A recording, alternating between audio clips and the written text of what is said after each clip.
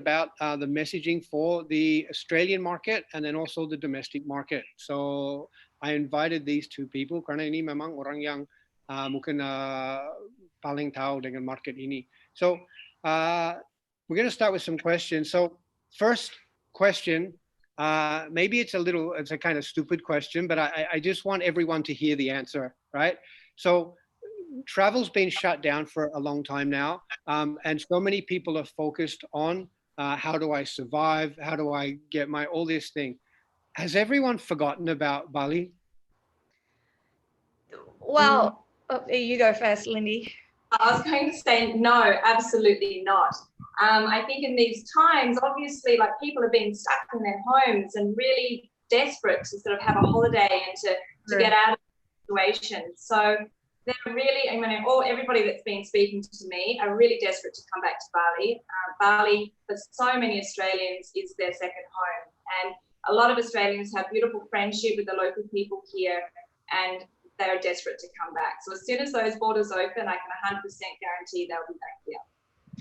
Yeah, well, you were telling, sorry to cut you off, Sarah. I remember you were telling me, Lindy, the people you were contacting you were more worried about their Balinese friends and like, oh, what do I do? Do they need help? Do I send the money? Absolutely. That's been a really big sort of priority for a lot of these Australian people. They're really concerned of their Balinese friends that they've made these friendships with for so many years, and how do they help and how do they get money to their friends, and what do they do? So I've been kind of helping them with sort of different charities that are available. But then the second question is definitely, oh my gosh, I just want to get back to Bali. Yeah, for sure. That's great. Sarah? Well, you know what? It's the same here with the domestic market as well. I couldn't agree more, because it's only like, 1 hour flight, Jakarta, Bali, and then we just can't wait to travel back to Bali. And then, to be honest, it's like the easiest like destination for us, like, to travel. It's 100%. And, you don't want to be stuck in Jakarta with all this traffic. We had enough of these, Yeah, 100%. Good. Okay, so you guys are confident that the travelers want to come back. What can we do to help promote bringing them back?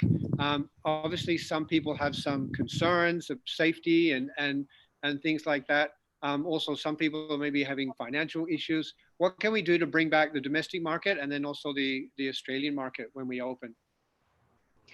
Well, you have to keep them engaged, and then you have to keep them inspired. Because obviously we can't experience Bali now. So you have to let's say make a creative content for us to be able to experience Bali and to dream about Bali. And then once we get all that dreaming happening, the planning term will come into place. And then that's when we will feel safe and want to travel back to Bali, right? Berarti untuk kita program marketing itu nggak pernah stop ya, itu harus lanjut ya. Stop going, to keep us inspired. Inspiration is the key, Okay, yeah, I agree. So it's important to stay in people's minds, keep the dream alive. Yeah, Bali's still here, The very first stage of travel is the dream stage. So we always kita bagi 5 stage kan. Yang pertama dream, plan, book, experience, and share. So if we can't be doing a booking, we start with the dreaming. Keep that alive. Yeah. Exactly. Lindy, sorry. You had something to add? I think also you have to give people a sense of value as well when you want to travel to Bali. I think it's now what all the hoteliers are doing now, with all this package deals, and then offers pay now. But we'll talk about that later as well. But I think okay, cool. Okay, Lindy, for the Aussies, how do we get the Aussies back here, mate? Aussie. Aussie.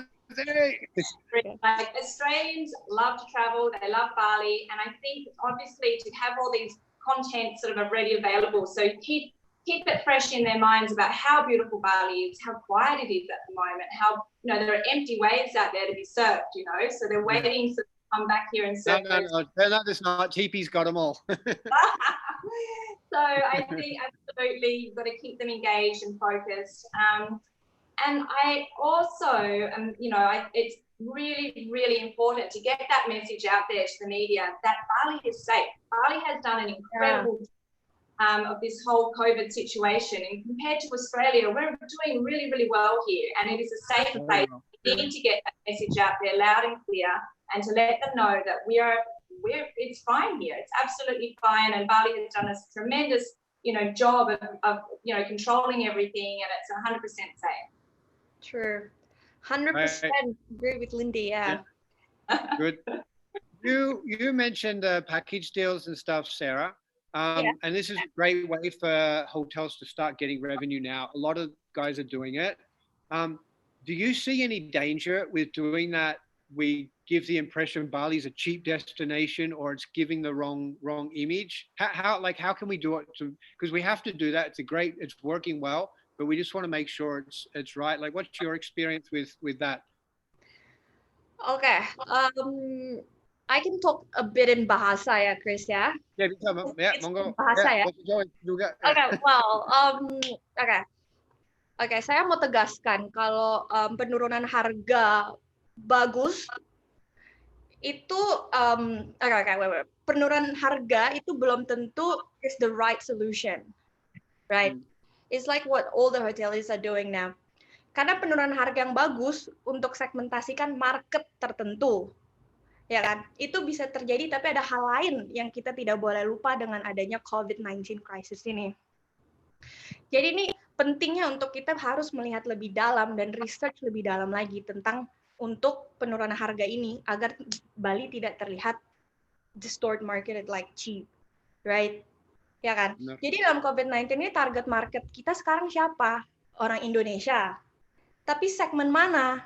Kita harus ingat penurunan harga yang murah, kita mau mencapai mana? Contoh segmen orang kantoran. Realistically speaking, we see now so many companies has laid off so many people, right? Now, like if I ask you, is this like the right target market? Like their priorities, of course, is not to travel, right?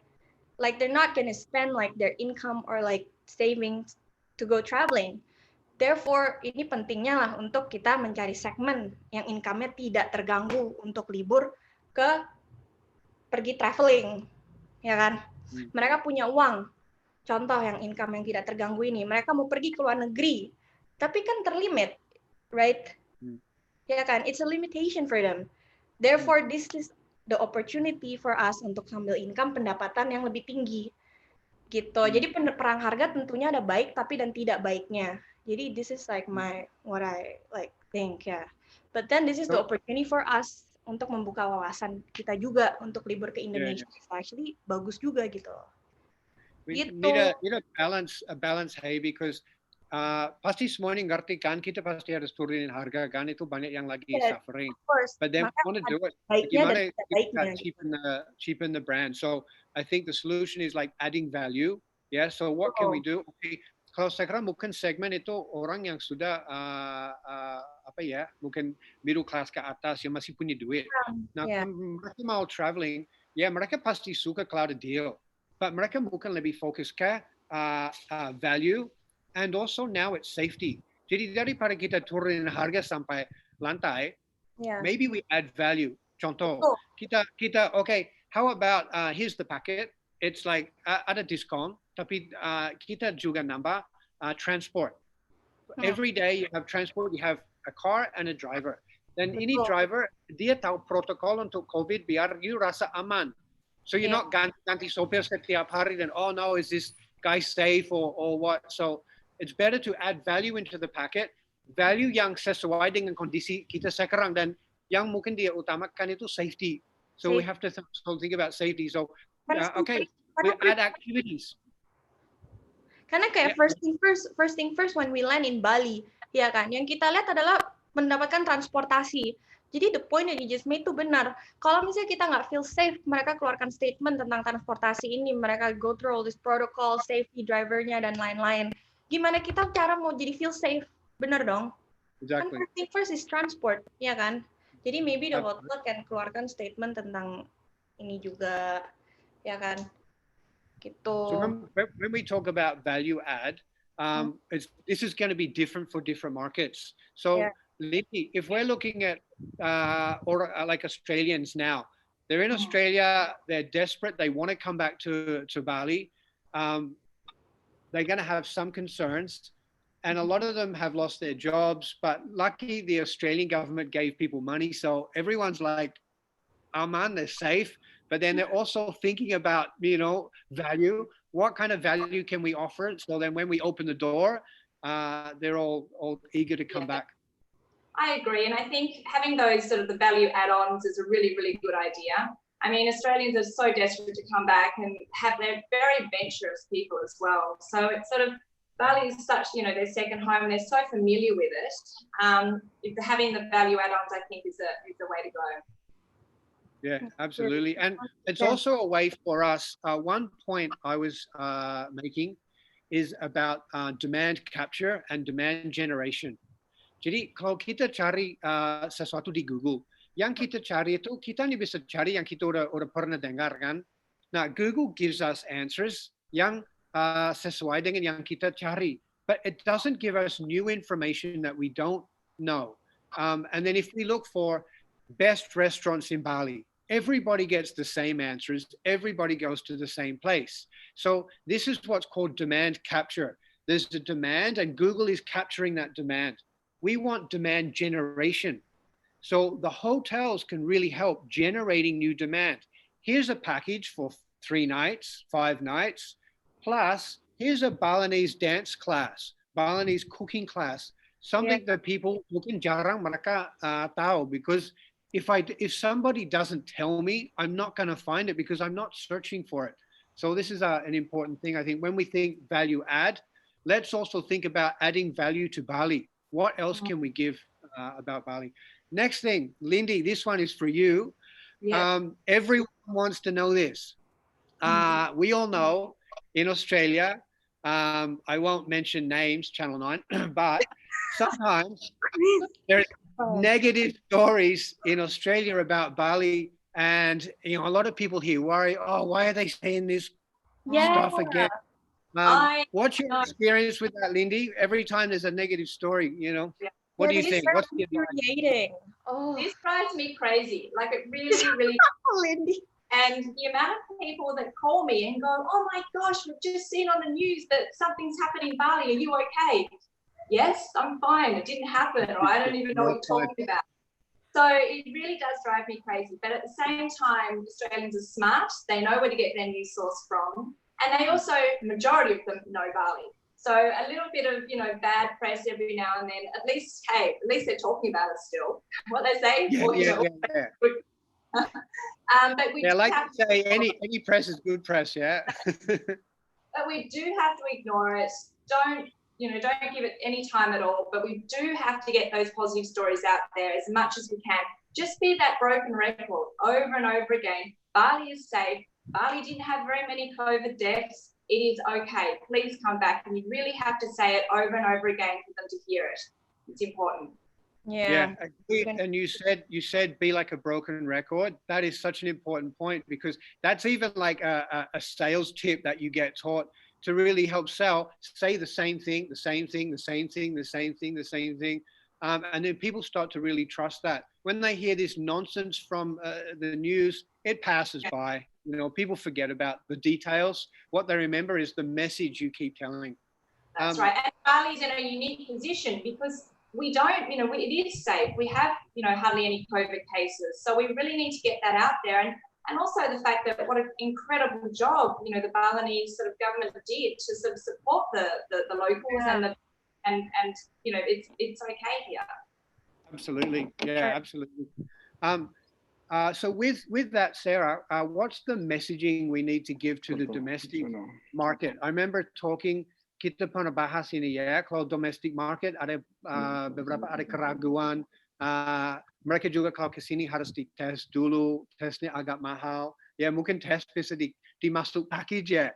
If you arrive, put it on part of the hotel deal. Negative, bisa reimbursed. Yeah, maybe we can do that. Yeah. No, I think like the message that we need to be sending out to the Jakarta market is just like, save us from this crazy city, Chris. Yeah, save us. Yeah, get us out of the traffic. Yeah, when can we get out of this traffic, the pollution? Yeah, just tell us when you've got the babi guling ready. But seriously, like the Jakarta love Bali very much. Like we honestly can't wait to come back to Bali. It's just because of the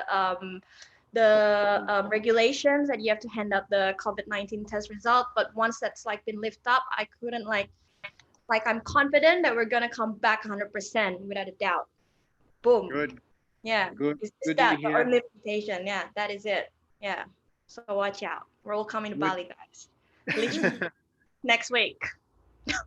All right. Sarah, good. I hope so. Sarah and Lindy, I have one last question for you Yep. guys. This is in regards to the protocols. Mm-hmm. Actually, I have two questions. This is regarding the protocols.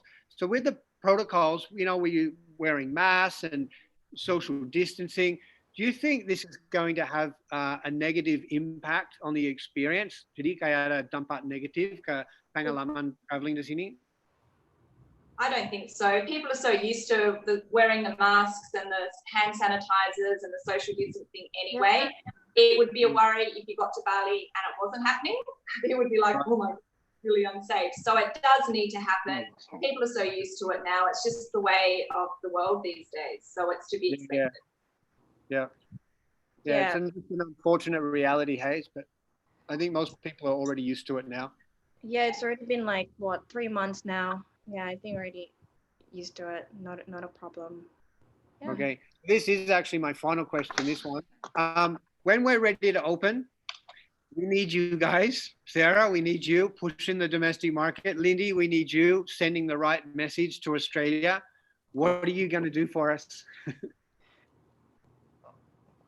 Well, I have a kind of a unique situation where for some unknown reason, I don't know why, but the Australian sort of media love me and they love my family. And I'm a very good kind of broadcaster for Bali, as in the sense that I have, you know, I've lived here for so long with my children, that my children go to the green school here.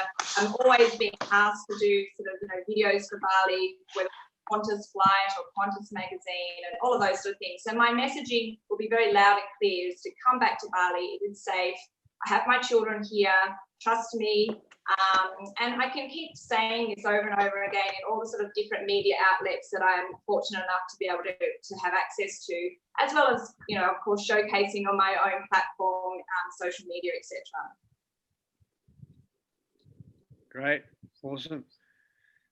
Sarah, what are you going to do for us, mate? No, How can literally just like from my end, as I mentioned already earlier, I think I'm just gonna like keep inspiring Bali, delivering like inspiring content, just to remind Bali, like everyone that you know, like it's just 1 hour flight. Like Bali's beautiful. You need to, yes, basically like just keep inspiring them with a inspiring content.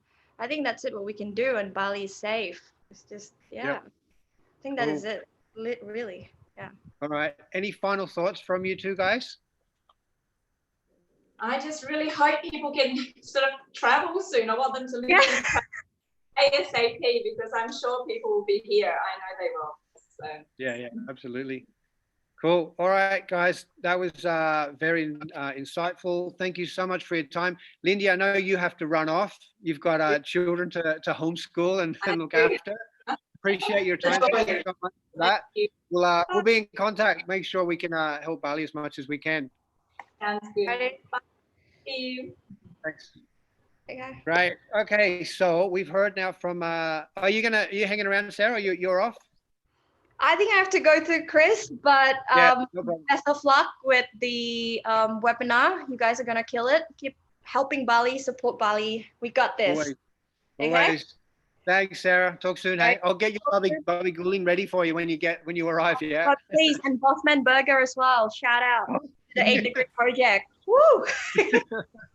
Alrighty. Okay. Bye, guys. Okay. Bye. See you guys. Okay, that was very insightful. So it's good to hear from Lindy karena dia memang hubungannya baik dengan Australia. Kalau semua media di Australia apa saja yang terjadi di Bali, pasti dia yang pertama yang langsung dikontak. So we really relying on Lindy to give a good message. So yeah, we're inspired by that.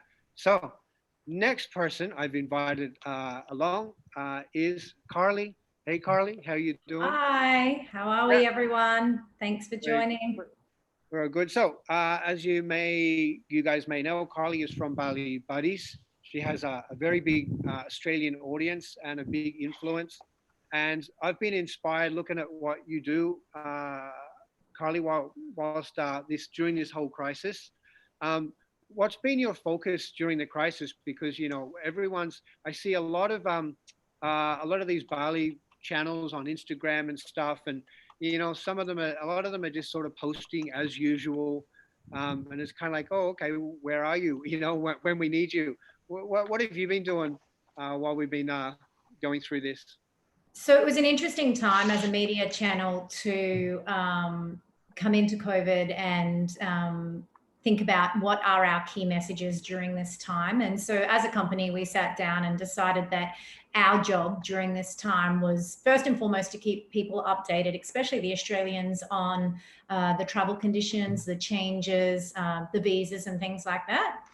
Secondly, to support the businesses during this time. So we've been offering free listings for food delivery on our website, and helping as many businesses as we can to get them, the ones that were still open, to get their messages out for what was available on the island. So it was supporting businesses. Thirdly, supporting the charity efforts that are happening across the island.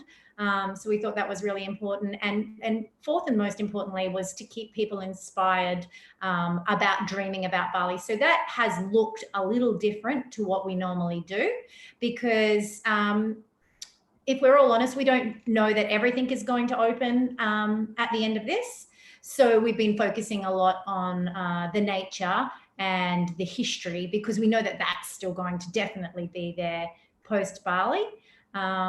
So they've been our key 4 messages to our audience. And I think you'll find that some of the channels, you've been seeing the same old stuff because a lot of people left Bali when this happened. Whereas I guess we've been in the unique situation that we are here. So we have been giving out the message of what life is really like here. Cool.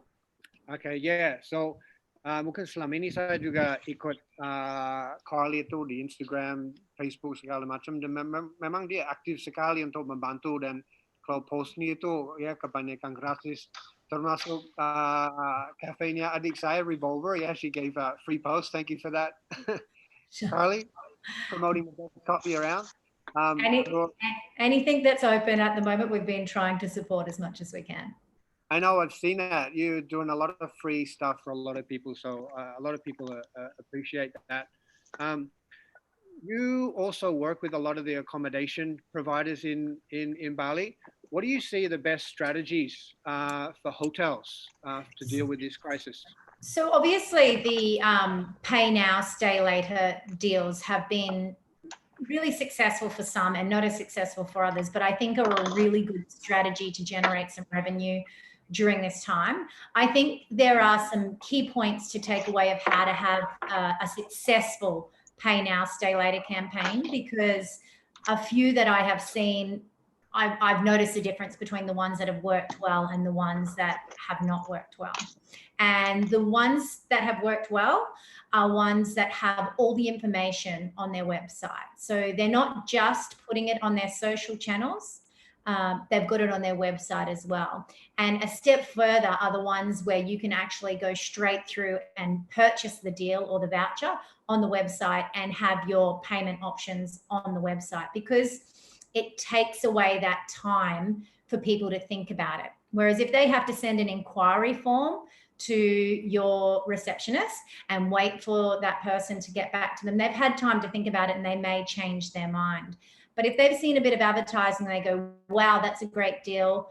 First of all, they want to click into their website to know that it's a legitimate deal. Everybody is on edge about things at the moment, so we want to keep them feeling as safe as possible.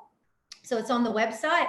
And then if you can have a payment gateway on your website that is nice and easy and accepts all forms of payments, you've got a much higher chance of converting that click through to your website. So that's one point, having it on your website. Another point. Sorry, can I add on that point? I'll just put it into Indonesian. So yeah, ini memang penting sekali itu kalau untuk kita mau jual sesuatu, karena kalau online kan there's no loyalty kan. People, it's too easy to open another tab. Jadi kalau kita ada deal, oh deal ni bagus, kita klik, buka, oh inquiry form, out, or go to the next one. Kalau proses untuk pembelian is difficult, kita memang hilang banyak orang. With travel, ini yang paling parah. Kalau kita lihat analytics, abandoned cart, ini berarti orang yang mulai, they press book and they mulai purchasing process. The abandoned cart is 80% in travel. This means every time you get one booking, every time you get 2 bookings, you lost 8. So this is memang harus diperbaiki. I see too many people here pakai inquiry form atau pakai WhatsApp. The 2 biggest markets for Bali is China and Australia. China doesn't use WhatsApp. Orang Australia juga jarang pakai. Dan yang pakai pun itu nggak biasa dengan pakai like bookings from WhatsApp. It's not their behavior. Kita harus menyesuaikan dengan user behavior. They want a very clear, easy checkout process yang punya semua payment gateway. They want to use credit card, they want to use OVO, GoPay, WeChat, Alipay, PayPal, semua harus siap. Dan ini memang kita hilang banyak booking kalau kita nggak menyediakan semua. People will go start the process and they go, oh no, I'll just go now. It's too easy to cari yang lain, terlalu gampang. So yeah, what was your next point, Carly? The next point was the flexibility. So I've seen some offers that are a little bit too complicated. The offers that I've seen sell best are the ones where you can just directly purchase a voucher and you don't have to choose the dates yet. You can purchase a voucher for 3 nights, 5 nights, 10 nights, and it's valid until whatever date you choose. Most of the ones I've been working with have had them valid until December 20th, 2021. But they don't have to choose the dates yet. Australians are worried. They are getting very mixed messages about when they're going to travel again. They do believe they're going to be able to travel before the end of next year, but they don't want to choose a date right now. So if you make them choose a date, that's another reason why they won't take that deal and make that booking. Yeah. Ini juga penting. Kalau contoh kalau kita ke MIKTI, kan itu pilihannya jelas. Very easy, so it's easy to choose. Kalau pilihannya terlalu banyak, itu ribut. Oh, gimana itu? Okay, jadi kalau saya pilih ini, itu berarti ini. Tapi kalau yang ini, just make it super easy. Here's the package. Here's the value add. Here's the price. 3 nights, 5 nights. Click here. Check out. We got your money. See you next year. Yeah, that's it. Yeah. They are definitely the ones that are selling well.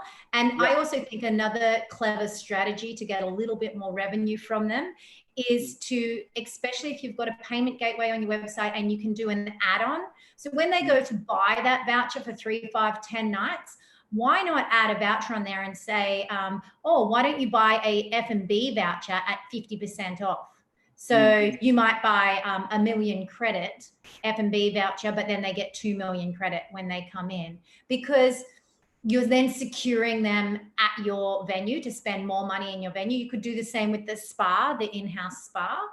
And it means you won't have to do as many specials in-house if people have pre-purchased these vouchers. So you can think about clever add-ons and clever upsells during that time too. Okay, interesting you mentioned the upselling. Karena kita ada hotel di Thailand yang saya lihat mereka jual food and beverage voucher. So you pay this, tapi value-nya sekian. Nah ternyata itu yang tidak inap di hotel, itu kebanyakan yang beli itu orang luar. Mereka beli datang, they drinking around the pool. Nah nanti kalau kreditnya udah habis, they open the app, they buy more. So this is also very important while we're looking for extra revenue sources. And I think also on that, Chris, when you were talking about before, like, are we worried that these specials are going to make Bali seem too cheap? This is a way, if you're offering it as like a limited deal, you can only purchase this when you check out with your voucher. That way you can keep your published prices the same in your menu around your pool, while still offering a great deal, because Aussies are watching all of the social media channels, and if they see you advertising something that's not a special, but it's just like the prices you're using for now, and then the prices are different when they come back, they will be savvy to that. Whereas if you're doing it in this kind of deal where you go, oh, purchase a F&B voucher on our website and we'll double it for you, then they're not seeing you lower your prices now, but then put them back up when the tourists come. Okay, yeah, important point. So kita harus agak pintar dengan cara kita nawarin these package deals. So jelas, the payment is very simple, and then kita juga coba upselling. Sebanyak mungkin kita coba upselling biar kita number value, number revenue. It's very important. Carly, another question I want to ask for you. We're implementing all these safety protocols now. The masks and all this. How do we communicate to the guests about the protocols without kind of scaring them off? Like, oh God, I don't want to do this. It's like going to Chernobyl. Yeah, and I think that this is a really important point. So while yes, you want to be showing off to your clients that yes, you have brought in new protocol and it's safe to come. At the same time, we need to be very careful that it doesn't seem exactly like that. Like, oh, that doesn't seem like a holiday for me at all. So my advice would be with your messaging is keep your messaging about what you're doing to keep the guest safe, not about what the guest needs to do. And an example of that is you need to get your temperature checked when you come into the resort. Don't message it like that. We check all temperatures when coming into the resort. These are the things we do to keep you safe. We check all temperatures. The staff wear masks. We offer complimentary masks. We have hand sanitizing stations. I think keep it as a positive thing that the resort is doing, almost making like the client feel we're doing all this to keep you safe. We're doing this, we're making sure everybody else is all fine to keep you safe. I think that's important in the message because ultimately they're spending their money to have a holiday. They don't want to feel like there's a million rules about how they're going to have their holiday. Okay, berarti messagingnya karena kita implementasi safety protocols. Jadi daripada kita you harus cuci tangan, you harus cek suhu segala macam. We will check your temperature. We will make hand sanitizer available. So it's we're doing the same thing, but the cara kita komunikasinya beda. Yeah, it's from this is what we will do. You tinggal ikut aja, enjoy your holiday. We will take care of the safety. Rather than like, okay, when you come, you have to do this, you have to do that, and then like, oh, it sounds too difficult. Yeah, great. Okay. Now, I want to go back to something Lindy mentioned when I asked her about the bad news in the Australian media sometimes. And Lindy said, a lot of that, you can ignore it. It gets lost in the news cycle. What do you see is the typical reaction from Australians? There's a bad story on the news, and then what's the reaction that you see? So literally, this is something I deal with nearly every day because as soon as there is a bad story in Australia, people will start to message us going, what's your take on that? What is this true? What's really happening over there? So Lindy is quite correct when she said that the Aussies are savvy. They know that it's commonly known in Australia that the media like to what we call Bali bash. And there's a lot of different reasons that people think that happens, and mostly because Australia is trying to keep their domestic tourism up, and Bali is a big threat to that. So they will generally come to channels like mine for clarification. And so what we do is we do address it, and we address those big stories like that and give our point of view on what's going on continually. So they do that. Right, this is what I see. Memang kalau ada kayak berita negatif di Australia, habis itu langsung saya lihat di Facebook itu komennya banyak sekali. Jadi orangnya dengar itu, I don't think they believe it. I think they see that and they go, is that true? And then they go to your site or they go to another trusted media. They ask friends on Facebook. They start messaging Lindy. They message me. Yeah, I get it too. I know on your website, you get so much every time there's a story. Pasti itu banyak sekali ke Carly itu, what's happening? And then no, it's okay. So I think mungkin ada sumber berita untuk Bali yang jauh lebih dipercaya. Mungkin mereka lihat di berita di Australia. Oh, I don't think that's true. Jadi mereka langsung ke internet cari info. So I think we can counter that that negative stuff. It's not too difficult to counter that at all. That's right. On that point, Chris, I would encourage, I think if COVID has shown us anything during this time when it comes to engaging with media, is the media who are committed to the island. So when it comes to choosing your media partners, this is a perfect time to go back and look at the information they've been putting out the past 3 months, and you'll have a very clear idea of are they here? Are they supporting Bali? Have they been supporting the Bali businesses? Or are we just going to hear from them again when the marketing dollar comes back? Yeah, absolutely. Yeah, important thing. I'm just wondering also how you did it, because as we're saying, there's so often these negative stories on the news, but maybe I was dreaming. I saw a story last week on the news in Australia with your head and Pak Kusagong as well. And it was a positive story. It was like, oh my God, like they just did a great positive story about Bali. It was promoting Bali. Everything seemed very positive. What, how, why?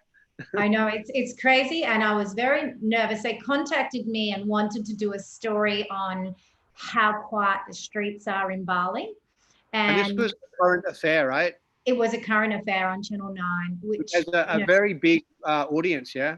Very, very big audience. It's national. And they had taken some footage that I had taken right back at the beginning of when we all started isolating. And they said, hey, we're going to do a story on how quiet the streets of Bali were. And I said, well, you've kind of missed your boat on that. People are out and about now. Obviously, it's not like it is when the tourists are here. And so I made a suggestion to them. I said, look, we've been promoting all of these pay now, stay later deals that are really popular with the Australians. Why don't you do a piece on that? Because it's actually a really clever bit of marketing to generate income during this time. And I was very surprised that they went for it and they agreed. I was nervous they would try and spin it on me in the edit, but they didn't. They were actually very generous, and it was a really good piece. And if you go and have a look at that clip, you can see it. We've got it on our Bali Buddies channel, but if you click into the A Current Affair actual Facebook page, you'll see that it's one of their most viewed videos on there. How many people? I think after 3 hours, like 150,000 people watched. I think it's up to 500,000 now. And a lot of the recurring comments were how refreshing it is to see a positive Bali story, because like we've said, the Australians are just used to seeing the negative stories. Of course, there were some negative comments like people should be keeping the money in Australia at the moment. Why are you promoting, overseas when Australia's economy is hurting? But the majority of comments then came back and said, no, we've got our right to spend our money and we want to support Bali. And it was a really interesting dialogue and insight into how Australians are very excited to get back to Bali. That's amazing. A lot of positivity came out of that. And I hear also you had 2 propositions for a date. Yeah, actually I did. I got offered 2 dates. My husband has said no. Oh, cool. The other thing I wanted to ask you, so the people who are watching this now, they came to learn about digital solutions. Okay, so now we're going to move a lot more into that. The first thing I want to talk about was digital marketing. So a lot of people are thinking, we don't know when the Australians are coming back, and they may be getting a little, not realizing they should be getting preparations done now. What would your suggestions be? Like, what should they be preparing now? Because I know what's going to happen. Once they announce Australians can come back on this date, you're going to get smashed with inquiries and it's going to be overwhelming. So what should everyone be doing to prepare now? So these are conversations I've started to have with our advertising clients at the moment, is get prepared now, because we don't know when that announcement is going to come, and there is no harm in getting prepared for it now. So I think you should be preparing your e-marketing campaigns to target your Australians, that as soon as that news comes up that Australians can travel to Bali again, you can shoot that campaign out to all of the Australians on your list. Prepare your social media posts, prepare your graphics for any deals you may offer or welcome back to Bali, Aussies. Have it all ready to go now. There is no reason why your marcoms cannot be working on that now and getting that ready now and have all those decisions made now. Also start conversations with your media partner now. Like Chris has said, come when that announcement is made, everybody's going to be scrambling. So I'll give you my example in the media. Obviously, there's been minimal to no budget for everyone during this time. And I believe most of the media have been very good about that. When it comes back time that the Australians are coming back, everybody's going to have that bit of marketing spend there. So they're going to contact us all at once. So you could be having those, sorry. Oh yeah, sorry, go on, yeah. You could be having those conversations right now with your media partner and be saying, okay, I want to prepare. I don't have any money to give you right now, but I would like to prepare our contract to start as soon as that announcement is made. And then you're scheduled in, the agreement's done, you know what's happening, and you're all ready to go. Because what will happen is when that announcement is made, the Aussies will move quick. They already have airline credit sitting there to book. They are itching to get holidaying. So they will be ready to book straight away. So the people who are prepared will be the people who profit the most of that time.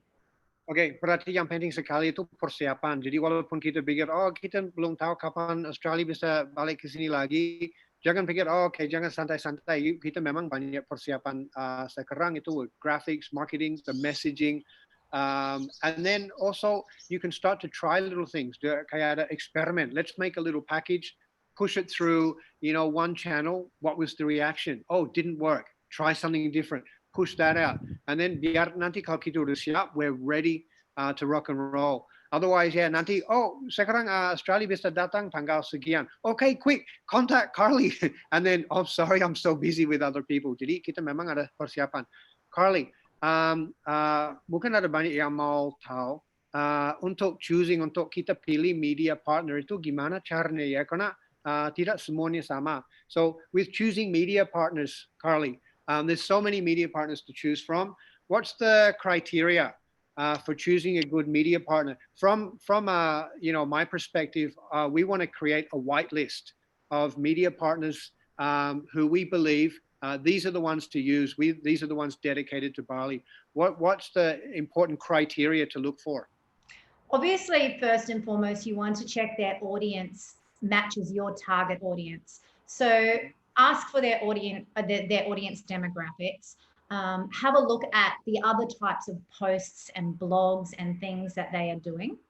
Like you said, Chris, and like we've discussed before, check to see what they've done in the last 3 months and see if, hey, this is someone who is really supporting the island here. They're going to be around again when the times get tough. Because I can tell you now, in our situation, our long-established clients who we have such a good relationship with, of course, when this all happened, we've given them a ton of free support because we've had a long-standing relationship with them. So I think that's important. Have a look at your media partners and check the ones that are there, because they're going to be there if and when, if Managung goes off or we have another earthquake, or, hopefully nothing like COVID ever happens again, or not in our lifetime anyway. This is an important point. So looking partner yang selalu di sini selalu support, selalu mendukung Bali terus walaupun ada krisis, mereka sadar if I can help the people here, that helps me too. Jadi kita saling membantu. So yeah, I think that's important too. What other points important? Oh, by the way, anyone watching this, jangan mikir, oh saya harus nyatat semua. Nanti kita akan kirim ini semua lewat PDF. So everything you're learning here, kita akan susun dalam satu dokumen, itu akan dikirim semua. So yeah, don't think, oh, I might forget or harus dicatat atau apa. It will nanti semua disebar. So yeah, what else, Carly, for area?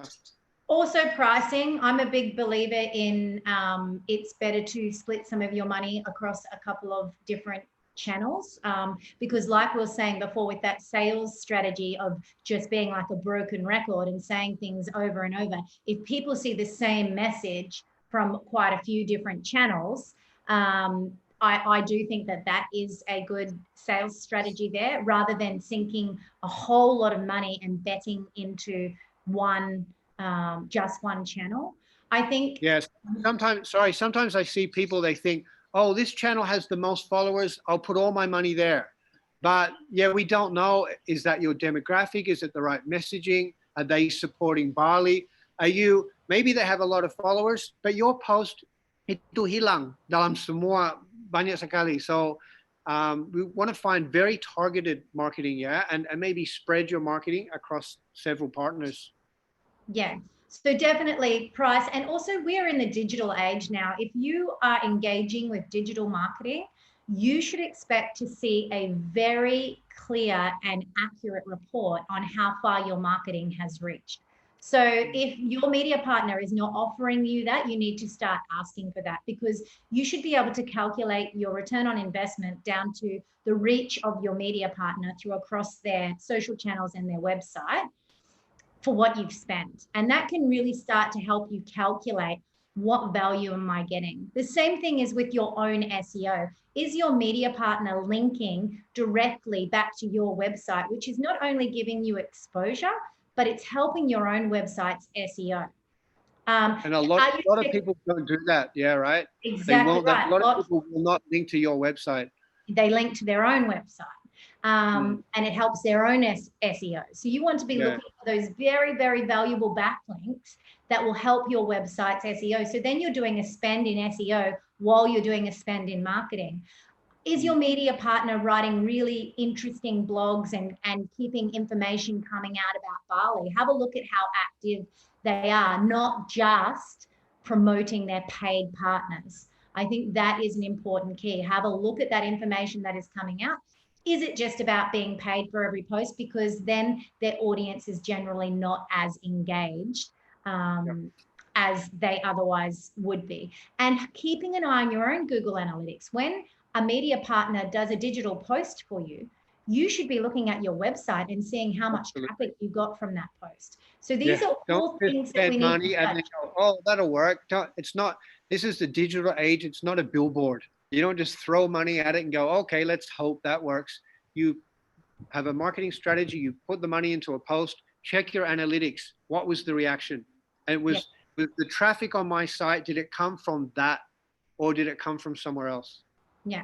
And then the other thing is, once you're getting a digital report, if your marketing has not worked well, have a conversation with your media partner. And it happens, it's digital. So you don't know always.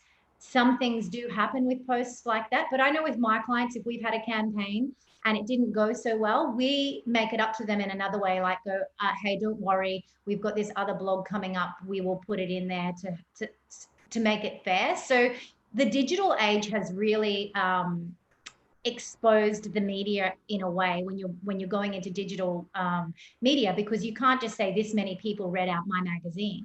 There are clear and easy numbers there that are generated and can't be falsified. Yeah, it's easy for people to sell, oh, okay, you know, we've got this many followers and we can do this for you. But then they just post, they don't get the reaction. It's like, well, I didn't get the result I want. Mungkin hasilnya kurang memuaskan. Jadi, can we talk? Can we work out something else? Can we try? Can I work with you? That's super important. There's another question I wanted to ask you about this, and that's in regards to influencers. Yeah. So they can be good, right? They can be good, but there's also a lot of time wasters. And, you know, we've seen this in Bali. You get a girl, some Russian girl in a bikini, and she's, you know, I want 5 room nights, you know, all this stuff. But then if you look at her audience, it's like 15-year-old boys who are like, you know, what can we do to optimize? Because using influencers can be very good, very powerful. How can we optimize it and make sure this is part of a planned marketing strategy? So we spend money or we give free room nights and we get a return on our investment. So when the Marcom goes to the boss, they can say, here's what we gave away for free, and here's the return we got. And the boss is, oh, great, you know, good. Yeah, so Chris, I think this is really important, and it's something that I've worked with a lot of venues on, is how to use influencers successfully. And the first step is to establish what you want from them.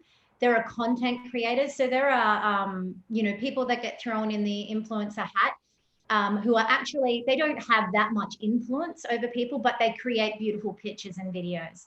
There is nothing wrong with doing an exchange for beautiful pictures and videos that are going to get you attention on your social media channels to use in your e-marketing.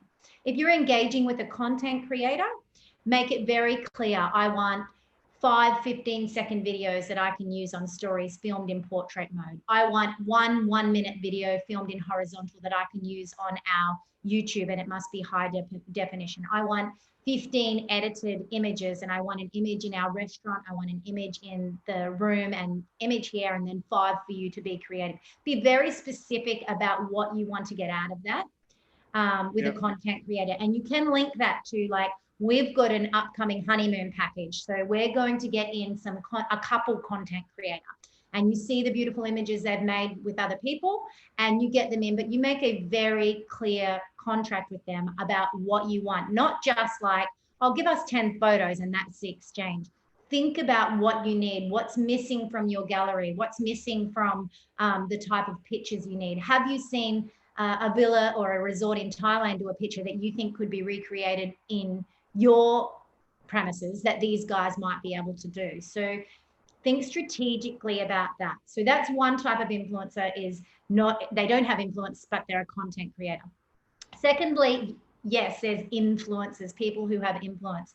Check their audience, check the other brands that they've worked with, check that their message represents the message that your venue is trying to portray. If you are a family resort, you're not getting in the influencer that is the bikini girl that has 1 million followers, right? Because it doesn't matter that she might have an audience 15 times more the size than the traveling family.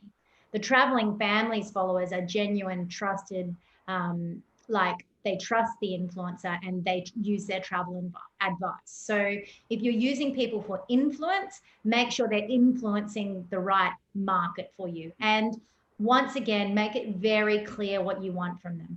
We want you to do a story takeover, or we want you to do this many tag stories. We want you to swipe up to this link on our website that is a family package. So when you do the swipe up, you know, this is the link you use about how family friendly our resort is. Or if it's a honeymoon, like if it's a young influencer, oh, if you like the honeymoon package, this is what you swipe up to. And be very clear about your timelines for that. We expect this to be done by whenever. So there's content creators, there are people of influence, and then there are people that you treat more like media. They are people who write blogs that can give you a good backlink to help your SEO. Once again, you talk about the content that you want to see in the blog. You talk about the things you want them to feature in the blog. You ask to see a draft of that blog before it's published, and you put a timeline on that. So all of those collaborations, they are a business exchange. You are not giving something away for free. You are doing an exchange. It is a business exchange, and it should be treated like that. So I would encourage that when that person checks in or they come and do something, there's an agreement there simply that they read over what your Marcom has already discussed with them. They sign it, and you take a copy of their passport. So at least you have something there that they've acknowledged what the agreement is. And right. So yeah, I was just gonna add, berarti ini harus bagian dari marketing strategi. Jadi kalau kita dihubungi dari influencer, jangan kita lihat, oh sekian banyak follower, oke ya, kita harus lihat apakah ini sesuai dengan target market kita. So if we're looking for, misalnya it's already, you know, mulai Natal, so we know banyak family mau datang. We don't need this, you know, young Russian girl or something. We try to get a family influencer. We're doing our marketing strategy, itu targetnya family. So let's get a family influencer, family content creator, or blog writer or something. So yeah, just we can't be lazy with this, right? We have to learn to say no. You just look at someone's Instagram, 2 million followers doesn't mean it's going to make even one booking. We have to choose the right people. Yeah. And Chris, something that I'll share that I've had great success with the people I've helped with the influencers is, and I would love to see it spread. I'm happy to share what we do with you in the PDF. We've already got a form created, but we create a form on their website that's hidden from the public. But once you have that link, it takes you there. So there's nowhere on your homepage that anyone else can click into it. Yep. And we all know that a lot of the Marcoms receive on their Instagram or the Facebook, like, hey guys, want to collab, or are you interested in a collaboration? To save your Marcom time, straight away, if you've got that form hidden on your website, your Marcom just simply replies with this link and go, thanks for your interest in a collaboration with wherever it is. Please use this link to apply. And you give that link to them. Now, straight away, the influencers or content creators that are not serious about giving you a good product will be too lazy to go through and fill out that form, right? So it does two things. This is what we were saying the other day. Yeah, it's important. They use a template. So if someone contacts you, sure, here's the form. You can fill this form out. You can apply, yeah. And so when I've worked with my partners, it asks things like, are you a content creator? Are you an influencer? Are you are you media? So then they have to choose what they think they are, because sometimes they're confused about what they are too. And if they're confused, that's not going to help you. Sometimes they think they're all three, and that's fine. They can choose that. They talk about their audience demographic, and we also say that they must attach a media kit, because anybody who is in this game of influencing or content creating or writing blogs should have a media kit. It's like having a resume when you apply for a job. So if they don't have a media kit, we've just got the form set up that it doesn't even go through if you don't attach your media kit. Otherwise, it's just some kid trying to get free travel. We're not interested in that. Yeah. And so then imagine, Chris, if we have everybody in Bali implementing something like that, we start to protect ourselves from the time wasters. We don't get seen as, from every influencer across the world who has 10,000 or more followers on their Instagram account, going, oh, go to Bali, you can get heaps of free stuff for a stay there. We get seen as a more professional way of engaging with the digital social media. Yeah. Okay. Jadi kemarin saya udah minta Carly untuk bikin kayak template untuk kalau misalnya ada influencer, content creator, mereka harus melamar dulu, kayak kalau kita melamar untuk lowongan kerja. So if Carly is happy to send that to everyone free, and then if everybody is using this, ini jadi kayak tembok. Yeah, we can get only the good quality influencers and content creators can get over this wall. It's jadi filter untuk semua yang kurang bagus. So I think that can be really good. Two other bonuses of it, Chris, is one, SEO to your website, because every time they click on that form, it's a click on your website. And two, it saves a lot of your Marcom's time. So instead of them going in and trying to find out all that information to see if this influencer is worthwhile, you've already got all that information there in in the email. And when their form goes in, it says, thank you for your submission. We will contact you if you are successful. So you don't have your Marcom wasting all of this time back and forth. Yeah, absolutely. Yeah. We could even create a bit of a database of influencers and start to whitelist. I've always been in favor of a TripAdvisor for influencers, because I myself have worked with very good ones and I've worked with very, very poor ones. So I think that information is important to share. Okay, so maybe we can do that. We can collect the database, and then people can check if they get an inquiry from that. They can check on the database. What's the person? Total time waste to forget. Yeah, what was the experience like? Even when we don't have that in place now, check. It's easy to go to their Instagram account or website and see whatever brands they've worked with. And if you know someone who works there, go, hey, you had whoever there, or go and have a look at the work they did for that person. Yep, cool. All right, Carly, I'm going to ask you, what are your 3 takeaways from this discussion, that the 3 main points you want the people who are watching this to take away? And again, they don't have to write it down. We're going to send, kita nanti kirimin PDF biar just relax and watch aja. So my 3 big things that you can take away right now and start working on this afternoon if you want to is, 1, making sure any deals you're putting out now, especially pay now, stay later ones, are very clear. They're embedded in your website, and hopefully people can just purchase them straight from your website with a multitude of payment options, and that you are easily contactable. Okay, that's number 1, because otherwise you're putting time into a deal that's not going to work. Yeah. Number 2, get yourself ready. Get yourself ready now so that when that announcement is made, that borders are open and different countries can travel here again, have your promotional teams, have your graphics, have your e-newsletters. Use this time to get them all written now, regardless of if that happens in 1 month time, 3 months time, or 6 months time. It's there ready to go the minute that announcement is made.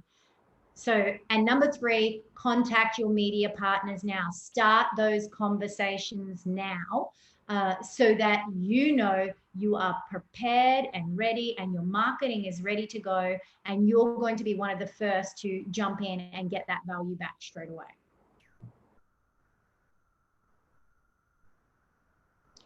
We can't hear you, Chris. You just went a bit quiet. I think you're on mute. I turned it off.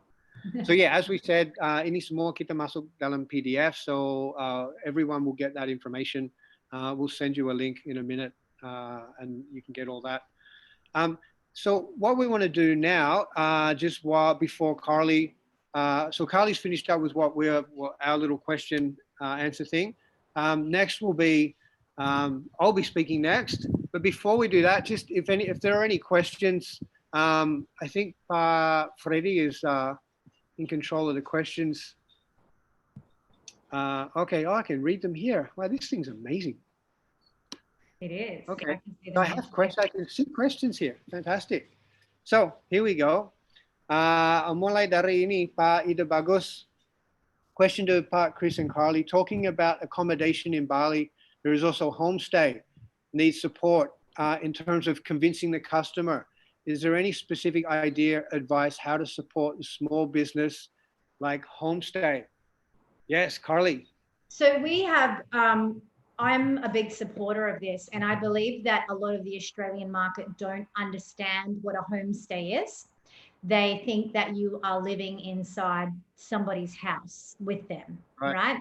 So I think first of all is getting messages clear on what a homestay is.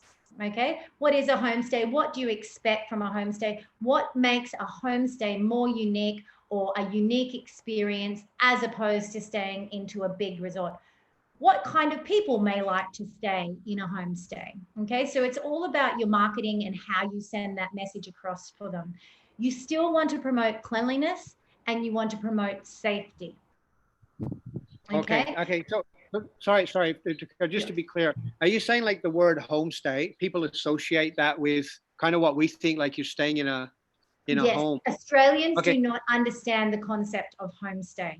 Okay, they don't. It's not a word that's used in travel there. So maybe I'll just explain it just quickly in Indonesian. Ini bukan masalah bahasa.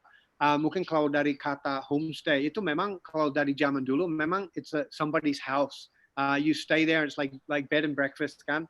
Jadi mungkin orang itu kalau they see homestay, oh berarti saya tinggal di rumah orang. So maybe we have to be clear with the messaging what a homestay is. Important point. So very clear about what a homestay is, what to expect there. Okay, you should be doing your social media just as anybody else is. It doesn't have to be super professional. It can be videos that are just, streaming through. You can explain in your marketing that, it's great for long stay guests because it's a more affordable option. And then look for people who also promote lower budget accommodation. Okay, so not every platform promotes lower budget. They might be more into the luxury traveler. You know, look for people doing blogs on affordable travel. Okay. Or for example, our website, we have a Bali's best budget stays, because that is how the Australian market will think about you. They will think about you as a budget accommodation, right? And once they understand what you are, and they understand that it is not inside someone's house, and they still understand that it's clean and it's safe, I think that opens you up a lot more to the Australian market then. Okay. Yeah, I think that's an important point. Another thing I would add, well, just expanding on what you said, memang kita harus target marketing. So, if you're a small accommodation, the budget is important. So make sure if you're spending marketing budget, it's in the right place. And please use a booking engine. Make sure you're using a booking engine on your website. There's many available for hotel bookings. Some of them are a little bit expensive. You can find cheaper options. I can advise you to, if you just want to email me on a cheaper option. But it's important that that when people book, it's very easy for them to book. They can just boom, boom, boom, boom, boom. That's an important thing too. Okay, so I got another question here. Let me see. This is from Dewa Lepor. I am one of the online booking engine services for hotels and villas. I do not agree to reduce prices at this time. Actually, there is no demand. My opinion, apply strict health protocols. Second, open airports and flights so people can come to Bali. Okay, so Pa Dewa is saying he doesn't think we should be reducing prices, and there's no demand. I can understand the point. There is a demand. I'm going to show some data later. There's actually a lot of demand. But I think the demand is changing and people are looking in different places. Yeah, I agree, Dewa. Dewa, I think maybe you are not seeing the demand through an online booking engine, because at this time the demand is coming from people who have loyalties to places where they probably already have a direct relationship with, and they're bypassing the booking engines at this point. I know we have I run an expat group on Facebook for expats all over Indonesia, and there is huge demand for accommodation from those people, but they don't use booking engines, right? Okay. They go directly to the venues. So the demand is there, and the people traveling at the moment expect a deal. They do expect a deal. And if you're not offering one at the moment, you just won't get those stays. So it depends how needy you are for some cash flow at this time. Right. Okay. Cool. And then what else have we got here? Yeah, that was it for, here we go. Desi Andriani. Hi, my name is Parker from Sankara Resort, Ubud. Just like to have your opinion about hotel is not a hospital, since we should be following the healthy protocol by using mask, face shield, glove, etc. So I think maybe that relates to what we were talking about before, how we want the hospitals, the hotels, they have to follow the correct protocols. But then, yeah, we don't want it to look like a hospital. So how can you do that? One thing you and I were saying before, Carly, Bali itu sangat terkenal senyumnya. Nah ini sayang karena sekarang waktu orang pakai masker, nggak kelihatan senyumnya. So we were saying before, maybe kalau kita di jarak dekat, memang kita harus pakai masker. Mungkin kalau ada tamu dia agak jauh, you can pull the mask down and smile. Like, please, everybody loves Balinese smiles. Like, we need that. So we understand, okay, memang harus pakai masker, but kalau mungkin jarak agak jauh, you can pull it. Seperti kan biasanya di hotel kan orang jaga jalan, oh hello, good morning. Okay, nah sekarang kebiasaan mungkin good morning, pull it down, smile, yeah, just so we can see those big Balinese teeth, and that's keeps a good interaction. Do you have any thoughts on that, Carly? I agree. I think that this relates a little bit back to what we were saying before about be careful how you're marketing those protocols, because you're absolutely right. We do not want it to come. We do not want a hotel to appear as a hospital. We want it to appear clean, and we want it to appear safe, but we don't want it to appear as a hospital. So Yeah, I agree. Chances that we can smile, the less kind of, I know we have to wear masks, and I know the shields are about, but I don't think everybody needs to be wearing a shield in the entire resort. I think we think strongly about that because at the end of the day, you want people to feel like they're on a holiday. Absolutely, yeah. Nah, sini ada pertanyaan, how can we get domestic market? How can hotels get domestic market? So I think kalau yang kita dengar dari Sarah, tadi sebelum ini sebenarnya saya chatting sama Sarah. Nah, katanya itu setiap hari ada blast SMS, ada emails, like WhatsApp messages dari banyak agen nawarin so many different things, and she said, yeah, memang itu mulai agak jengkel because they're all the same. They're just offering a big reduced price. You have to do something unique. Yeah, if you're not doing something unique, you're just in a big pool, a big ocean of all these other people doing the same thing. You can use Jakarta influencers. Ya, mungkin bisa ada sistem bagi hasil. Oke, kita advertising with the influencer, nanti kalau ada bookingan, kita bagi hasil atau mereka dapat komisi. Also, again, I said before, we have to look at what do they want now. The concern itu ada concern yang satu itu safety. They don't want to come on a holiday and then they're stuck in the hotel. Mereka memang mau keluar, they want to go to restaurants, they want to do activities, tapi ya itu juga bisa takutnya kena infeksi atau apa. Okay, in the package, we add the transport. You have one driver the whole time. Ini driver, dia udah tahu protokol semua. Before you get in the car, itu semua dibersihkan. Maybe like kayak Grab, ya. Mereka pakai plastik biar nggak bisa ini. So if you show them, you're going to come to Bali, you're going to have, so package deal, forget the package deals from zaman dulu yang room nights and breakfast. Now a package deal must be the whole holiday. Here's a package deal. It's 3 nights, termasuk activity. We take you to Monkey Forest. We take you to, maybe you do an elephant ride, and mungkin ada dinner or lunch, or you go to, misalnya Merah Putih, ya, kalau orang lokal suka sekali di sana.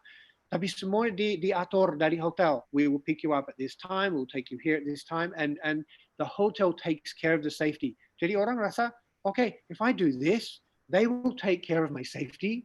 Saya cuma tinggal ikut aja. And maybe like I said, ya, siapa tahu mungkin bisa we reimburse your COVID test. Jadi you ditest di Jakarta, kalau you datang, give us the invoice, ya, kalau negatif, ya. Kalau positif, no, we don't want it. But just be very creative. What can we do? What do they want? What can we do? How do we do that? And we have to think of crazy ideas. Yeah, maybe kita nawarin, okay, we do a trip to Lembongan misalnya. We organize with one of the boats. Okay, we're going to bring 10 people from this hotel, 10 from this hotel, 10 from this hotel. They're going to come together. Ini orang kita tahu, ini semua ditest, ini semuanya negatif. We will take them here. We keep them safe in one place there, and we bring them back. Jadi kamu rasa nyaman, ya, nggak repot, tapi kita ngatur semua so they feel safety. And then they come, they post everything on social media. I went to Bali, I had a great time. Aman rasanya. They come back and all their friends come. So domestic market itu pasti yang buka pertama. Ini memang potensinya besar sekali. We just have to get the messaging right and just be creative. They're not all looking for big discounts. Orang yang bisa datang pertama kebanyakan itu orang yang udah punya. Jadi mungkin yang udah hilang kerjaan, mereka belum bisa datang. So let's target the people who still have money. They can come. They want value. They also want safety. So don't drop the price down to here. Drop it to here, and then add value, add safety, add keyakinan. That'd be what I would say.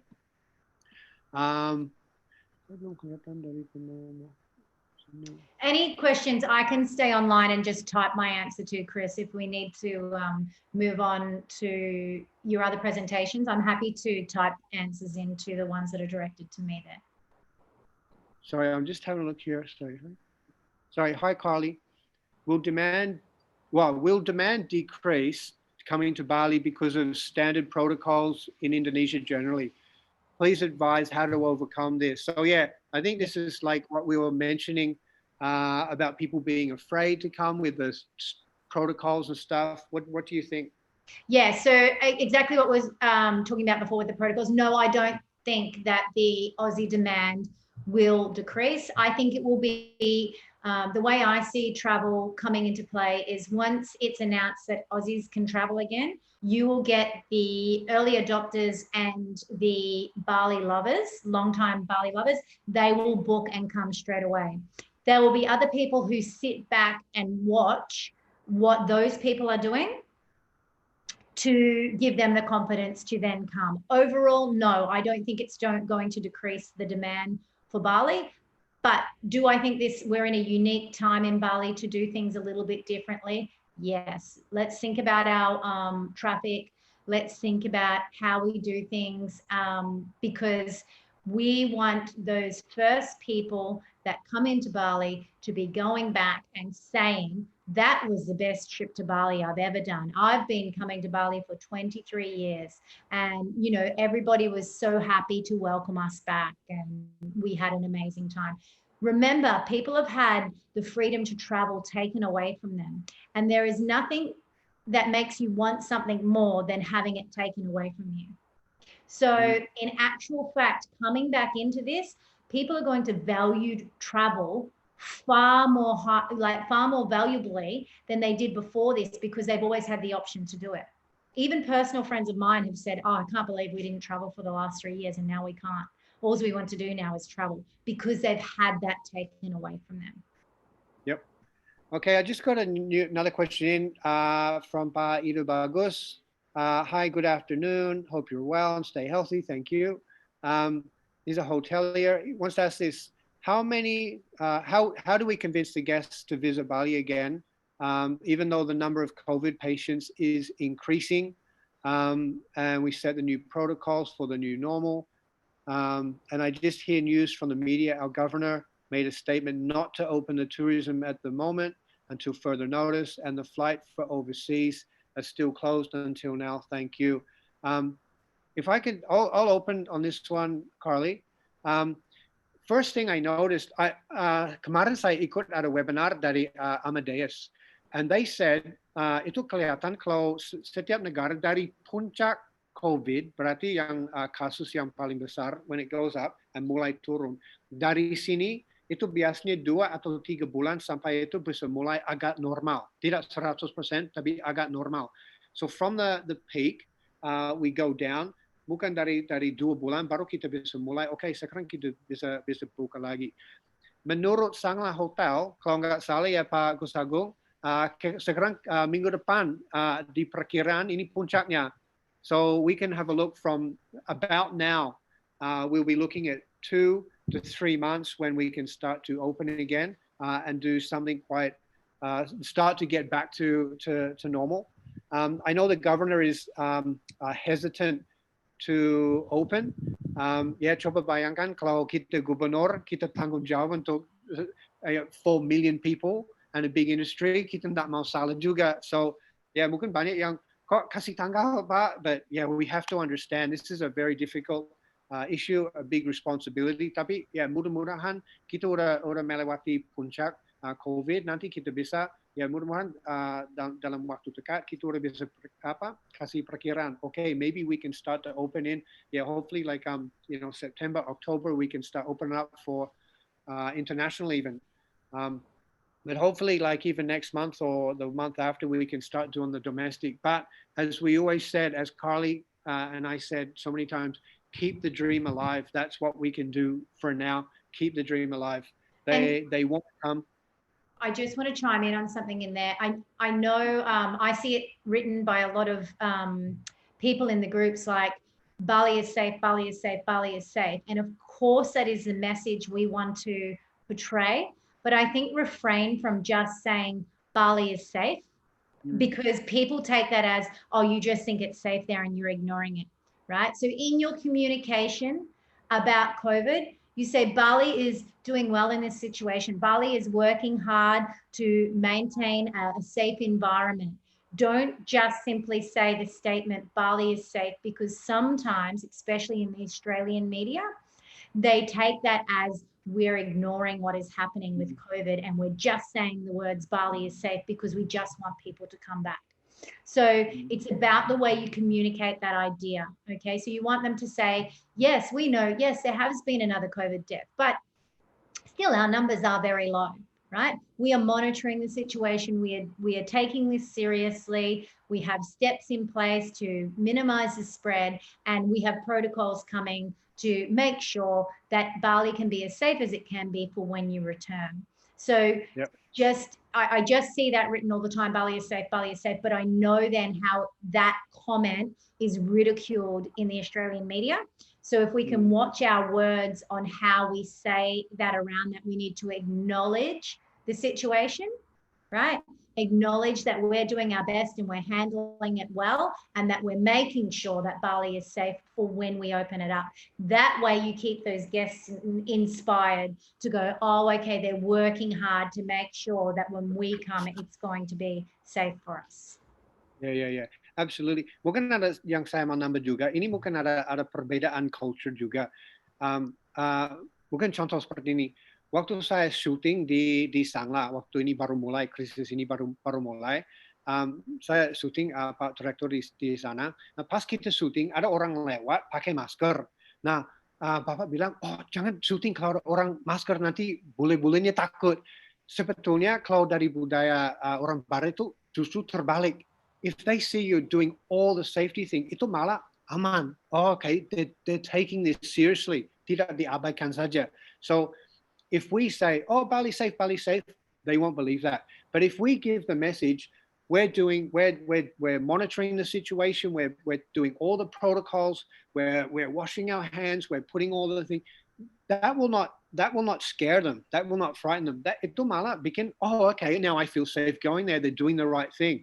And if I, mungkin saya planning untuk tahun depan, but I know they're doing the right thing now to keep everyone safe. So don't be scared to tell the truth, because we are doing well. We're doing better than Trump. We're doing much better than a lot of places. So let's be proud of that and just tell people the truth. We're trying very hard.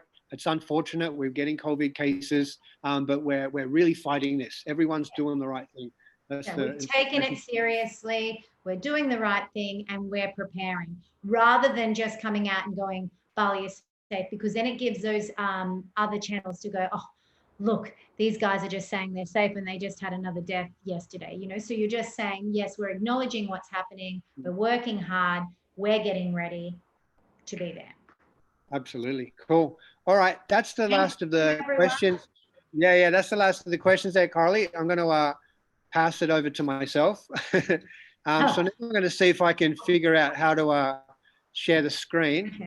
So I have to go, everyone, but we will have everything that I've gone through. Those points will be on a PDF that we will send out. So thanks for having me, and good luck for the rest of the seminar, the webinar. Thanks so much for that, Carly. Okay, so now I'm going to try to share my screen. Tell me if this works. How am I going? Yep. Looks good. Okay, let me see if I can. Okay, here we go. Okay, so now we come to the section yang saya mau bahas, solusi digital for Bali. So how are we going to increase our digital solutions? Because this is what we need. Mungkin kalau kita lihat sebelum COVID ini, ya mungkin kita banyak bilang, oh yeah, we need to do more digital stuff. Yeah, tapi we didn't do it. So now we got to really focus on finding these solutions and improving them. So I'm going to, sorry, I just need to control my slides from here.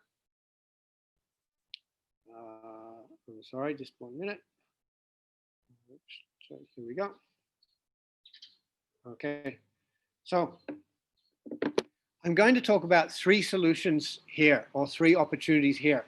So tours and activities, pay now, stay later deals, and Wi-Fi monetization, and solusi digital untuk ini semua.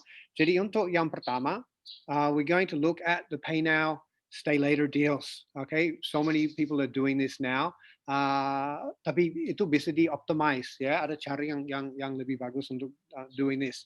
So My job yang dikasih dari Bali Tourism Board is to mencari solusi digital. So for this, when working with this company called Megatix, it's a ticketing company, asli dari ticketing company, and they found a solution for doing the ticketing vouchers, selling hotel vouchers.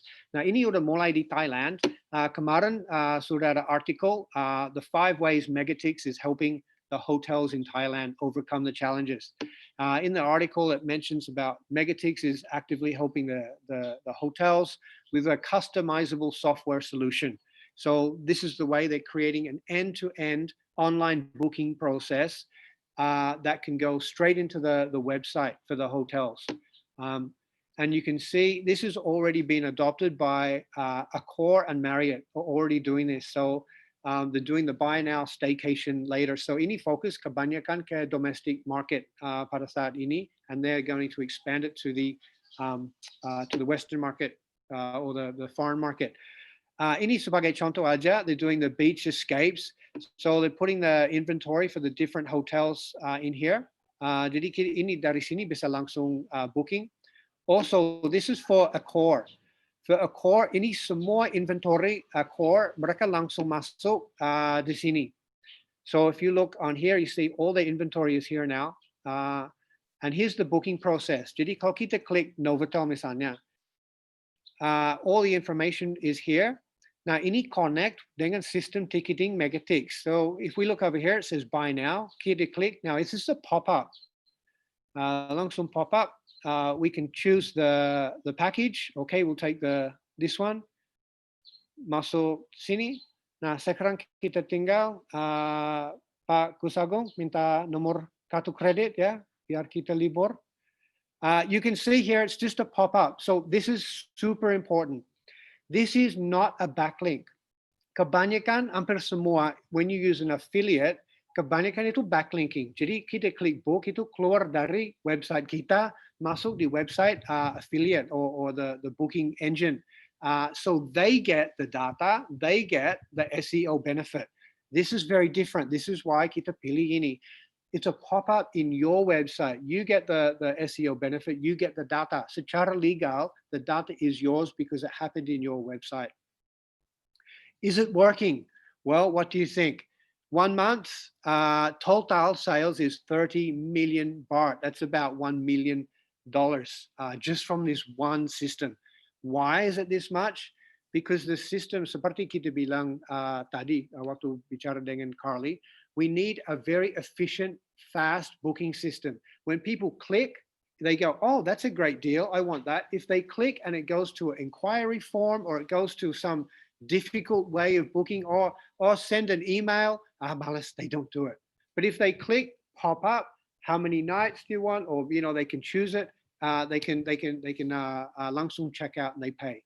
So this is why it's working so well. Here we can see the analytics. Selama ini di on-kan dari May, it's very successful. We see there's a lot of new users. This is driving a lot of traffic to their website. Another way they're using this is for vouchers.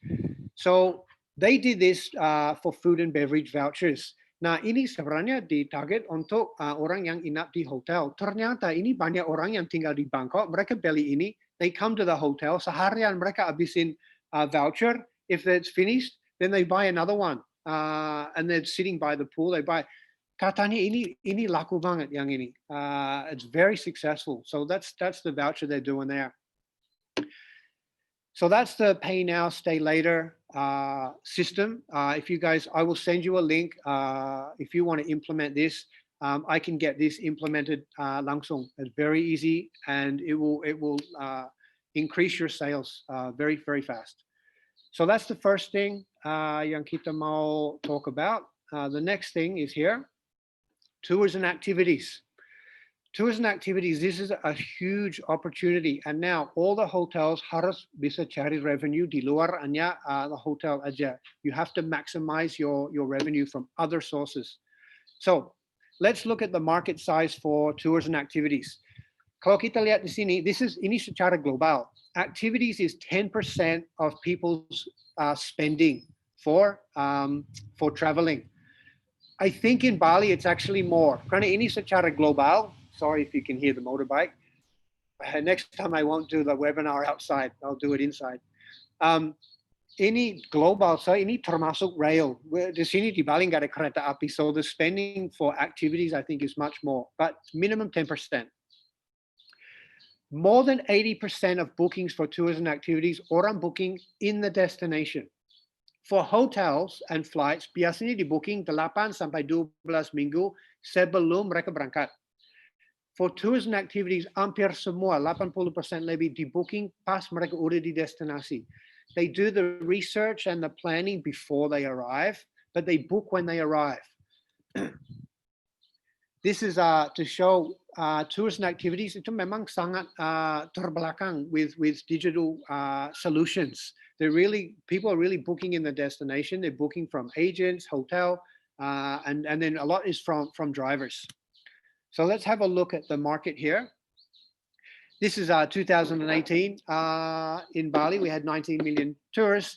10% of that revenue was tours and activities, and most people do about 7 activities when they're here.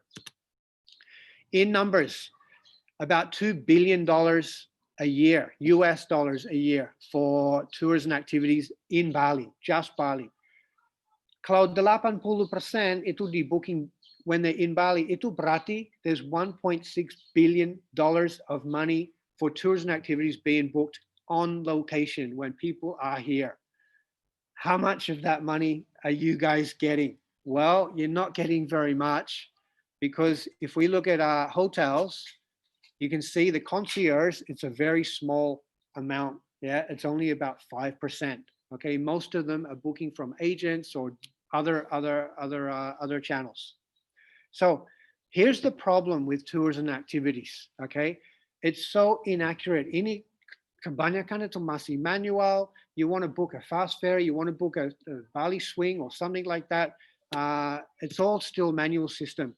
The bookings come from so many different channels. There's different agents. Some of the partners, they have like 200 agents that book activities. There's no online access to the availability. You book a ferry, you go there tomorrow, oh, ferry's full. Gimana full? Saya udah booking kemarin. Yeah, they don't know the availability. It's not online. The admin is still manual. I see they're getting bookings from WhatsApp, from emails, phone calls, and mereka masuk di Excel secara manual. This makes lots of problems. Kalau hotel dari zaman dulu udah punya channel manager. Doesn't matter, I book on Traveloka, ada yang lain book on Expedia, someone books on booking.com. It all goes to one channel manager, to the hotel booking management system. The hotels have, the tour people have never had this kind of system. So this is what we wanted to create, a digital ecosystem that's integrated with all the customer touch points. The digital experience is end to end, from the start to finish. Not like kalau kita mau ke bioskop, kita beli tiket online. Yeah, we have the QR code, tapi kita nyampe di sana, scan, mereka print tiket, kita bawa tiket ke sana, tiket dirobek. Why give me a ticket? Just scan the ticket when I walk in the door. That's it. The total digital solution. Also, because it's digital, seharusnya bisa promosi juga. So we worked with Megatix again on this solution, dan sebenarnya Megatix sudah rebranding. This is their new logo. So we worked with Megatix to create baliapp. So baliapp is a digital solution for the tours and activities biar bisa terintegrasi with the hotels and everyone. So let's look. Here's where people buy tickets. Ada yang beli online on the website. This is the operator's website. Point of sale, orang yang beli on the spot, and dari affiliate. So if we just look quickly here, all this needs to go into one system, one booking system, so bisa di-manage. So no more overbooking, no more confusion and all that. So first solution we have is a booking widget, seperti yang kita lihat tadi for the hotel vouchers. So people can book online langsung. We put the booking widget in the website. So if you guys do tours and activities, we can do this too. We also have a POS system yang juga sekalian jadi ticket scanner. So people can just scan the tickets. Yang menarik bukan untuk hotels is the affiliate. So you can have the affiliate app and all the inventory can be here. So here's the example. his checkout example here. Pilih tanggal, time, choose the tickets.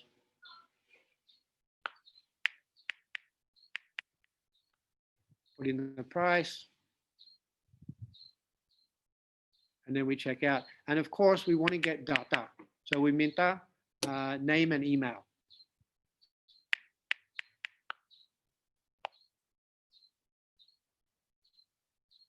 Okay, that's it. That's the checkout process. So what happens then? The guest opens up their email. They have all the information, and then they have a QR code. Then what do they do with the QR code? They take the QR code to the venue. When they get to the venue, the staff akan punya aplikasi ni kita juga. Jadi mereka staff ni buka aplikasi kita, di paling bawah ada scan tickets. They press scan ticket, and then they just scan. Doom. Validated. That's done. So the affiliate app is for the agents, drivers, third-party websites, tourist information centers, and of course for the hotel concierge.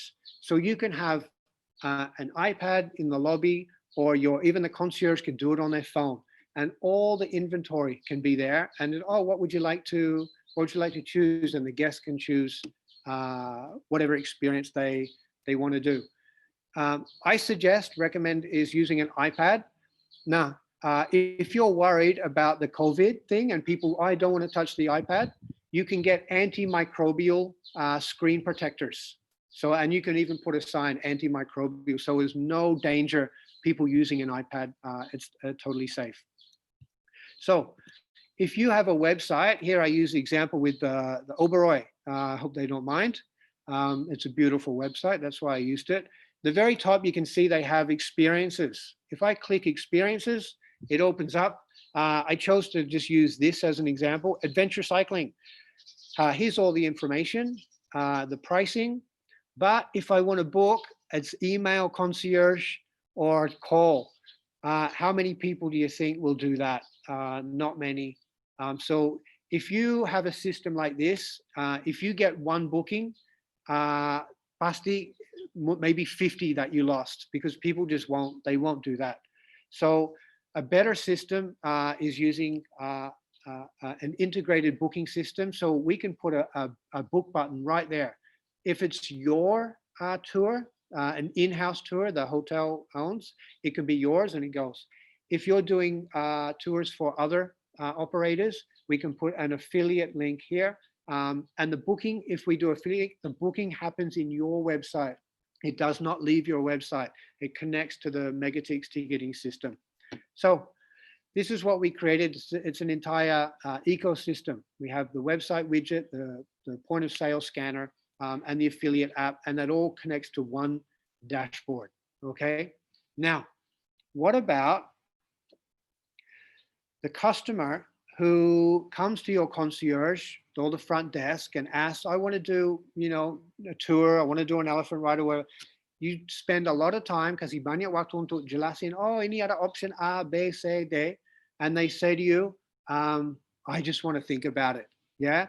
Now we know when someone says that, that's it, they're gone. Mereka pasti booking di tempat lain. Yeah. Seperti kalau kita mau beli mobil, ya, yang jual mobil di dealer, dia pasti nawarin banyak hal. I'll give you this free, this free, this free if you buy today. Karena dia tahu kalau kita lagi di sana sekarang itu, this is a hot deal or a hot sale. If we say, oh, maybe I'll go home and think about it, he knows hampir pasti itu hilang. So what's the solution for this? For this, we also have a customer app, and it's called baliapp. So this is where we put in all the partners and stuff. All your information can be here with video content, all the booking, whatever you want to promote to your guests, it'll all be here. All the adventures, all the information about Bali. Seperti ini tentang Uluwatu, jadi ada video, ada penjelasan semua, makanan, hot tips, everything like that. So that's baliapp. Now, what about you're thinking, oh, but kalau orang download baliapp, berarti kita nggak dapat komisi. We use a system deep linking. So this is for people who come to your concierge. They don't make a decision on the spot. They want to go away and think about it. You can suggest, oh, if you download baliapp, we will use deep linking. We know this app was downloaded at misalnya Puri Santrian. Puri Santrian then will get the commission on anything that the people buy from the app after that. So maybe they buy tomorrow, the next day, next week, Puri Santrian will will get the commission. Hope you don't mind, Pak. So pakai Puri Santrian sebagai contoh. It was the first one that came to mind. Yeah. So also, we have the COVID response and safety ticketing practices. Ini akan disebar ke semua partner. So how do you use our system for safety? Karena ini contactless. This is so important. This is a contactless system. You can, any jaga jarak is very easy. No one's touching, no manual tickets, no passing anything by. So it's very clear.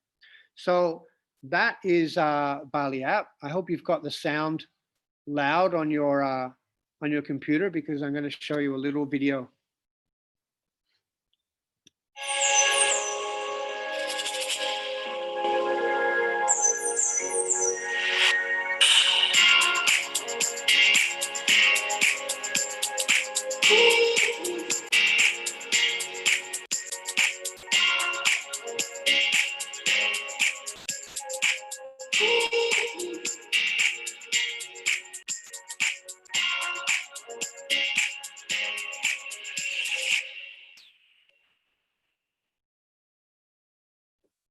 Pretty cool, hey? So that's baliapp. And I want also with the first part of baliapp, the B2B part, so the white label widget, the POS system, and then the affiliate app, we are only a software supplier in that situation. We are not a reseller. So we take a commission, but we do not take 20%, 30% like Klook and Traveloka and all this thing. We are only a software solution. The for the website widget, it's only 3% as a software solution. The POS we just give for free, and then for the affiliate app we only take 1%. So this is not like other solutions where we're taking huge commissions. So that's baliapp. I hope you significantly impressed with that. The last thing I want to show you here is about monetizing your Wi-Fi. So at the moment, your Wi-Fi is a cost center. It costs you money, but you have to provide it. All your guests want Wi-Fi. I want to show you how to turn your cost center into a revenue center, so you can start to monetize your Wi-Fi. Now, ada beberapa example for doing this. The most common for doing this is, why is that not working? Here we go. Is using a captive portal. Now it's a little tricky kalau kita pakai captive portal karena ini juga bisa bikin orang jengkel. Ada pop-up and I have to follow it, give my email, I have to give my Facebook, social media or something. Kebanyakan orang itu they don't like doing that. Jadi ini ada solusi yang lain daripada kita pakai sistem seperti ini. Ini yang kita mau hindari. We want a good experience that gives a benefit to our guests and a benefit to us. So imagine if you connected to Wi-Fi and there's no adding your email or nothing like that. All you have to do is watch a 5 to 10 second video. So ini sebagai contoh. Ini orang mau connect in public Wi-Fi. This is ini toko di Prancis. They connect and ini pop up. Do you want to charge?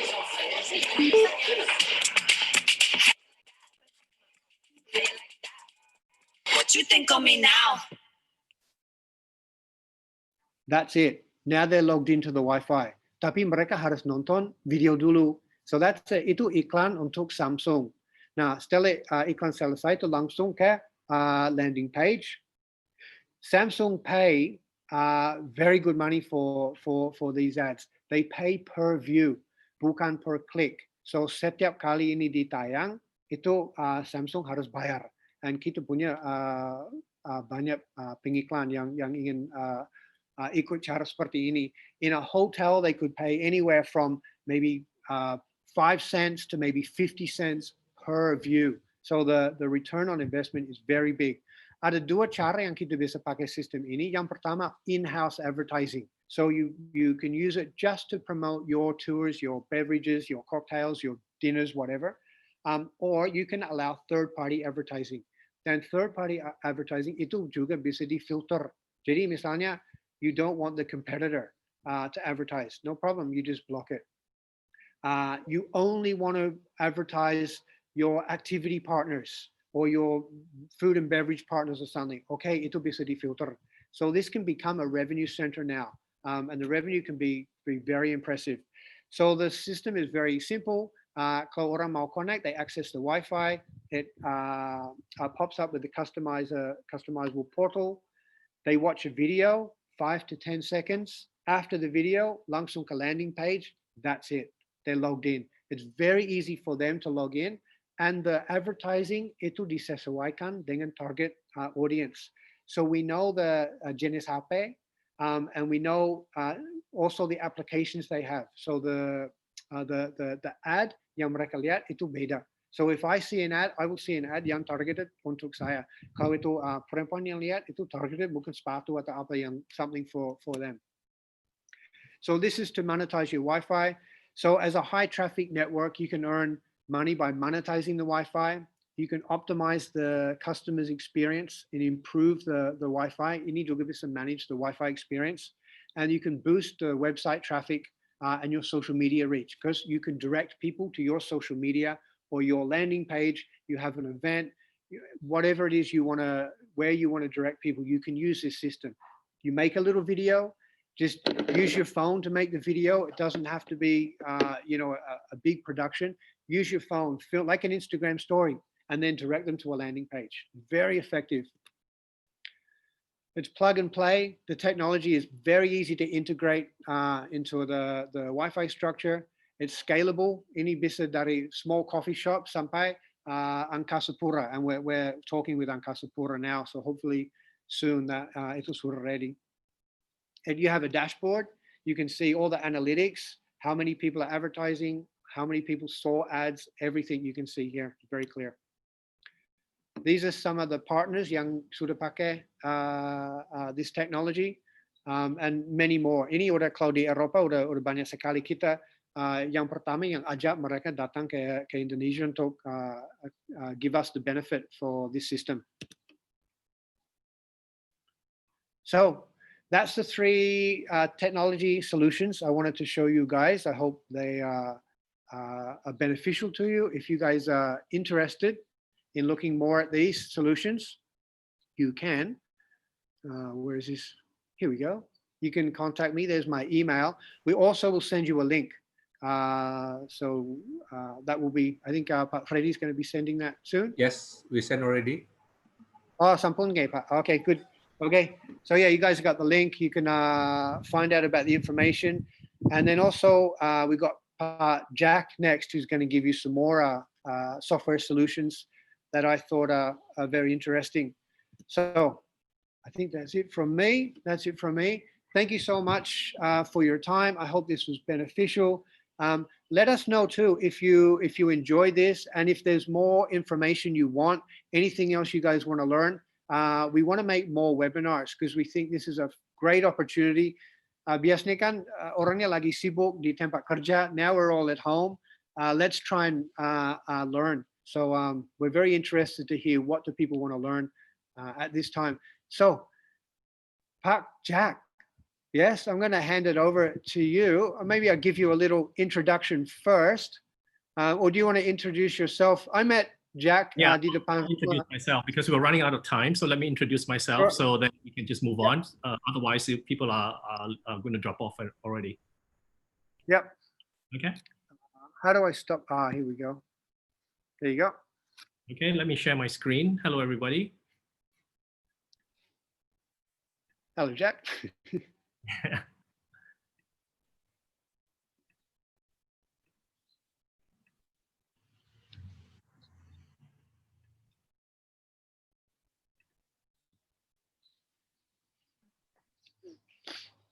Can you see my screen? Yep, you can see that perfect. Yes. Okay, brilliant. Thank you. Hi, everyone. I know I'll try to be quick, and because it's almost 4 o'clock. So I'm a consultant. I'm a consultant in the hospitality industry for over 30 years.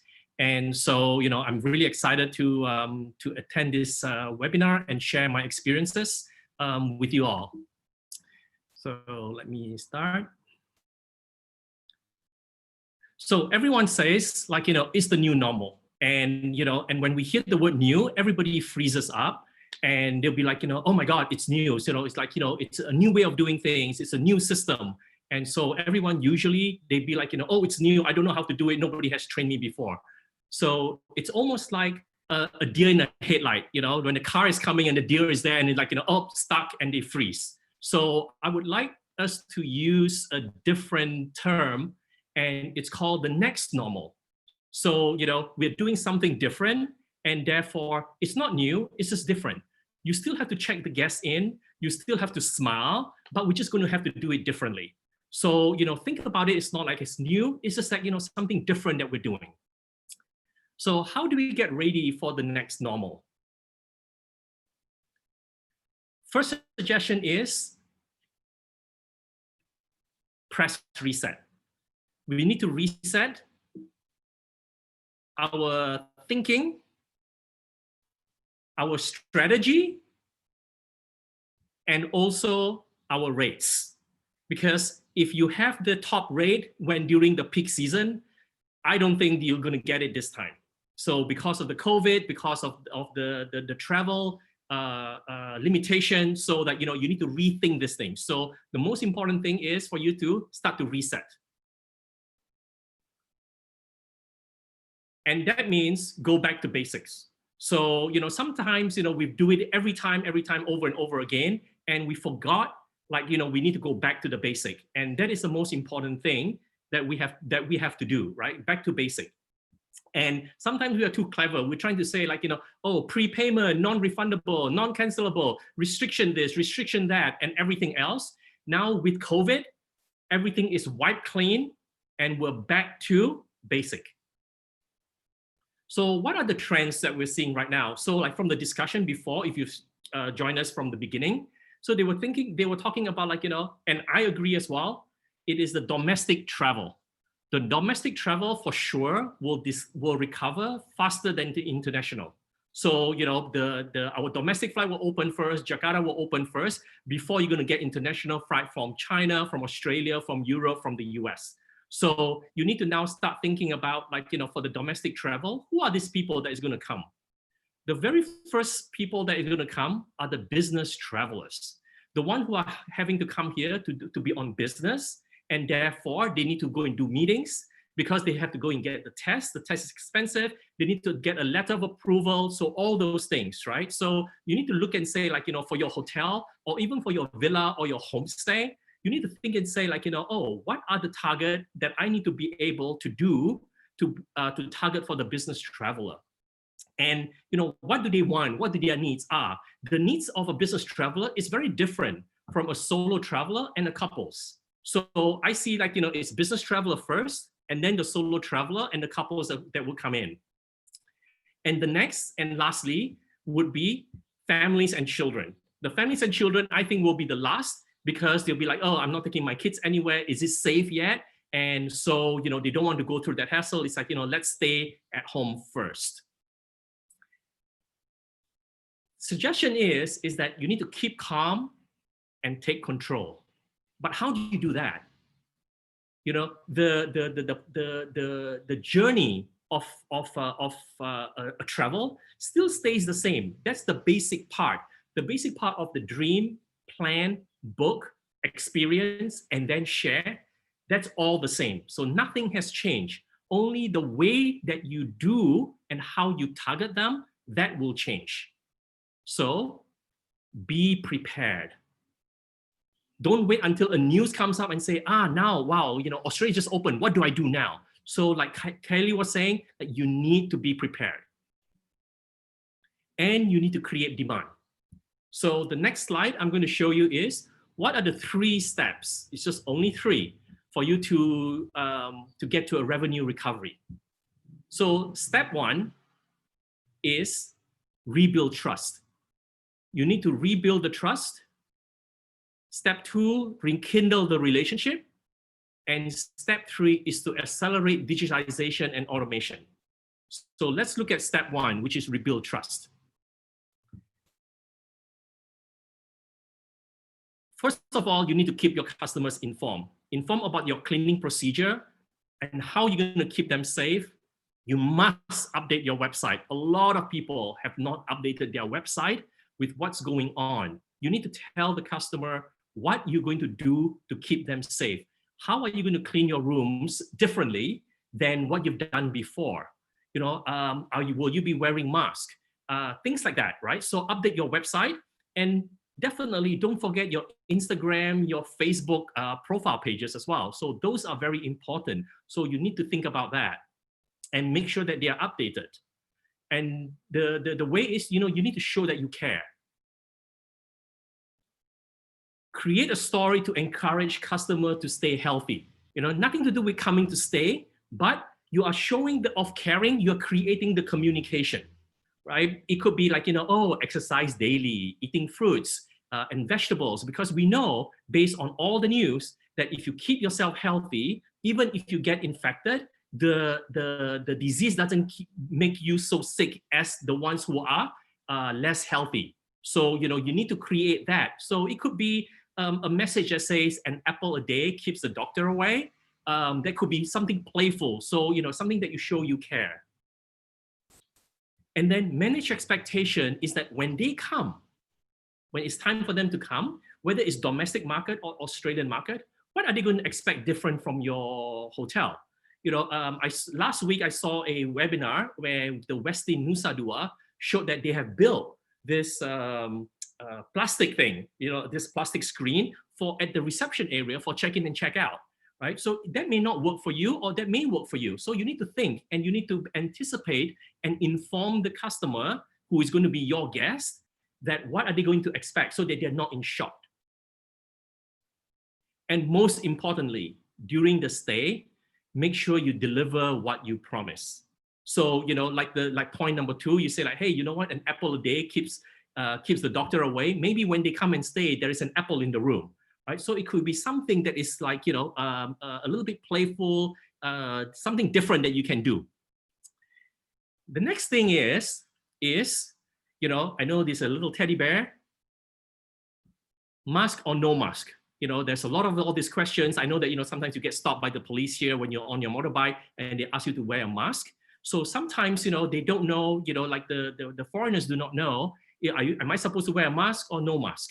So you need to inform them as well. That's very important. And then I think one of the conversation is like, you know, oh, you know, if there is a mask, then, you know, how do we smile? So, you know, if you think about it, when you're on the phone, if you smile and you talk to someone, the other person on the other side hears your smile. They don't have to see it, they actually can hear it. So in this case, Tyra Banks, who is the supermodel in the America's Next Top Model, and she says, like, you need to smile with your eyes. And she said it as smiles, like smiles with your eyes. And if you just look how she's not smiling, she's only using her eyes to be able to tell you what she's doing, right? It's to communicate with your eyes. So we're in hospitality. So smile is so important to us. So smile often. Step 2, you need to rekindle the relationship. And in any relationship, you must communicate, and you need to start now. Don't wait till the news says, oh, the airport is open. Then you'll be like, oh my God, I'm going to start communicating. Don't do that. You know, you need to already start communicating to tell the customer you are around, what you're doing, and if you have any promos. And if you were to do a promo, you need to be sincere with the promo. I have seen, and I'll show you some examples of some of the promos. So you need to be sincere with the promo. If you create too much restriction, nobody's going to buy. The same thing for hotels, the same thing for your villa, the same thing for your homestay. If it's too much restriction, nobody's going to buy, and you're not going to be able to see the demand. So because you need some cash flow, one of the best way is to be able to do promos on vouchers, right? Buy now and then stay later. And I'll talk more about that in a bit. Be careful. Do not create a price war. It is the worst thing to do. When you create a price war, everybody loses. Hotel, villa, everybody loses. When you start moving the price down, it's very hard to bring it back when all this thing is over. So please be careful. We want a win-win situation. We do not want a lose-lose situation for all of us. Important, create a package. Room and breakfast is not considered as a package. For those of us who are in the hotel business, room and breakfast is not a package.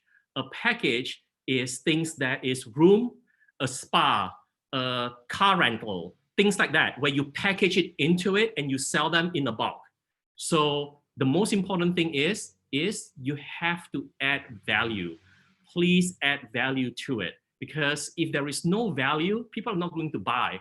So how do you add value? So you have your room and you can say, okay, I'm going to sell my room a little bit cheaper.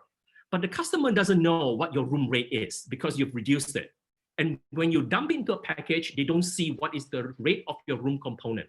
So then you talk to somebody who is doing a car rental. And because it's domestic, usually the domestic travelers, when they come to Bali, they want their own ride. Right now, they're not comfortable in taking a Grab car or a Gojek. So they'll say like, a car rental. So you need to add a car rental into it and turn it into a nice package. That way you are meeting the market for the domestic traveler. So think about that and start talking to your neighbors. When I say neighbors, it's your neighbors who are in the same hospitality industry and travel industry on how you can create partnership, yeah, and work together. And the important thing is work together. And try to be able to use WhatsApp for business so that you can communicate and be able to do that very fast instead of an email, then they wait, right? Because once people wait, they see another promo and they're going to take the other promo. So you need to make sure that you handle with that. Alone is hard, but together is better. So try to go and get the car rental company, the tour company, a spa that's across the street, all that to work together to create a nice package, and together everybody will be able to make some money. Let's see some examples of a real hotel promo, and I'll tell you what's good and what's not so good. So this is a promo from the Melia in Jogja, right? I like this promo is because it's very clear. The discount is clear and the rates are clear. So it's 990,000 rupiah net. So there's no plus. I don't have to think and say, oh, how much is tax and all that stuff, right?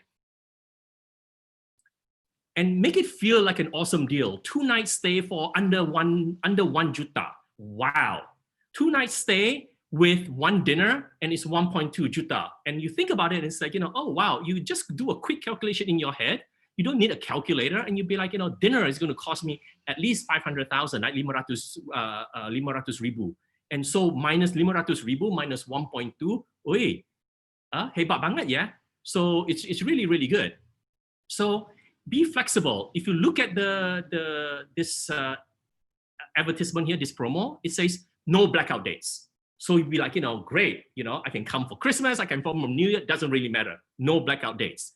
And it says voucher can be redeemed at any time. Wow, it's open date. I don't have to wait and say, oh, when can I go, right? So it's like, I buy now and then I can use it later. The only thing that was not clear, it says valid until 30th December 2020. Does it mean valid to buy or valid to use, right? So those are the things that they need to clarify. But overall, I love this ad because it is very clear on the key terms and conditions that you can tell, right? So it's very clear on that. So let's see another one. So I love this one. This next one is, it says 7 nights for 3,500,000, yeah, 3,5 juta for 7 nights. So think about the condition right now. The condition right now, there's no flights, okay? So even if the domestic travel open again, would the domestic person come to Bali and stay for 7 nights? Now that we've locked down for 3 months, Will they come for 7 nights? Will they come for 30 nights? So you need to think about whether it is actually a good value. The value may be good, but do really people have 7 nights to give away? To come from leave on Friday and then leave again on the next Sunday, right? So you need to think about like, how many people would actually buy this? So then let's look at the terms and condition. It says booking and transaction up to the 30th of June. So this was about 3 weeks ago. So 30th of June, so it's coming soon. And it's got a blackout dates. And then it says valid for Indonesian citizen and KITAS holder. Last week, when I attended a webinar, they said there is 20,000 tourists stuck in Bali currently. So basically, when you put this kind of terms and condition, only for Indonesian and only for KITAS holder, this 20,000 people cannot even buy this promo if they wanted to, because you've restricted and boxed it so close, there is nothing they can move. And so they say like, oh, only for KITAS, oh, swipe to the next thing. So not so great. If you're a small hotel chain or you're a domestic chain and you are giving points, I suggest that you create something with your points. For so many points, you can redeem for so many dollars or a discount. So that's a good way of actually be able to generate more cash for people to either redeem the cash, redeem the points, or buy points. Use correct words. So when you say pay now, the concept of pay is bayar. So it's always going out. So it gives the bad connotation of paying. I prefer the word buying, because when you go and buy something, you say, oh, I'm buying. So it comes, something is coming to you. So it has got the different action in the mind. Dream now, enjoy later, or dream now, experience later is also some good words. More on the step 2 on rekindle relationship, you need to control the narrative. You need to say book direct. Remember when the lockdown happens and everything shuts down, everybody panics, all their rooms, hotel rooms that they bought from booking.com, Agoda, Traveloka, oh my God, can I get a voucher? Can I get a refund? And they got to go and do all that. You now need to promote book direct, because they are dealing with the people who are providing the inventory, not a third-party agent. So you need to make sure that you always give and say the message of book direct. Clean up your rates. This is a great time to clean up your rates. I know OTA should not have a better rate than you. I know that OTA can give you, ask you to do a lot of promos. Do the promo, that's okay. But make sure your own website also have that same promo. Don't make OTA has a better promo than your promo on your own website. That makes no sense. Why do you want to give away 17, 15, 18% on every booking to an OTA? Right now, you need to keep every penny in your wallet. And it's really time to reset. The third thing is, the third step is digitization and automation. Just like Pak Chris was saying, you need to find tools to be able to digitize all these things. So it's bring wellness to the forefront of contactless technology. And that's what everybody is thinking about right now. Oh, I don't want to talk to too much people. Right? I don't want to communicate. So those are the things. So start exploring on technology that's available today. And one of them, which I'm just quickly going to show, is a check-in kiosk, online voucher system, infrared temperature check camera, and email communication. So this is already in Indonesia. It's a check-in kiosk. It's beautiful, and you can be able to then choose whichever model you want and go and check in. It has a camera. It has a pin pad for your credit card, and it has a touchless if you want to go and pay by touchless. Passport to scan or scan your KTP. The key comes out here, and there's a antimicrobial screen protector, so that you don't have to always constantly clean this thing, because the virus will die. And the kiosk is now connected to the VHP PMS, Opera, Infor, Agilicis, and many more. So that's one of the options. And if you look at, there is a website that's there, and you can just take your camera and click on take a photo so that you know which website to go to. Temperature check. So there's a camera with a TV. It comes up to 0.2 degrees accuracy. It does facial recognition, and it can know whether you're wearing mask or not, and it makes an alarm. And also it can be hooked up to a WhatsApp notification to tell you. So it's perfect for either hotel lobby or your employee entrance. Because today the security guard comes up close to you and try to do this thing. You don't want the distance anymore, but somebody is coming to you and doing the temperature check. And sometimes the little thermometer is not even working. So sometimes, you know, I get like 34 degrees. 34 degrees is like, you know, I'm already too cold. So, you know, the normal human temperature is 36.8. Kan?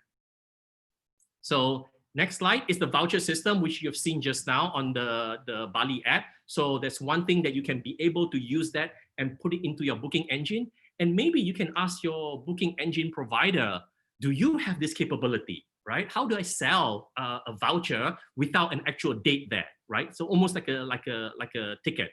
So the other way to communicate to your guests is there are email system builder out there that is easy. And I just want to show you this quick little clip. It's like 5 seconds on how easy it is for you to be able to create an email. It's all just drag and drop.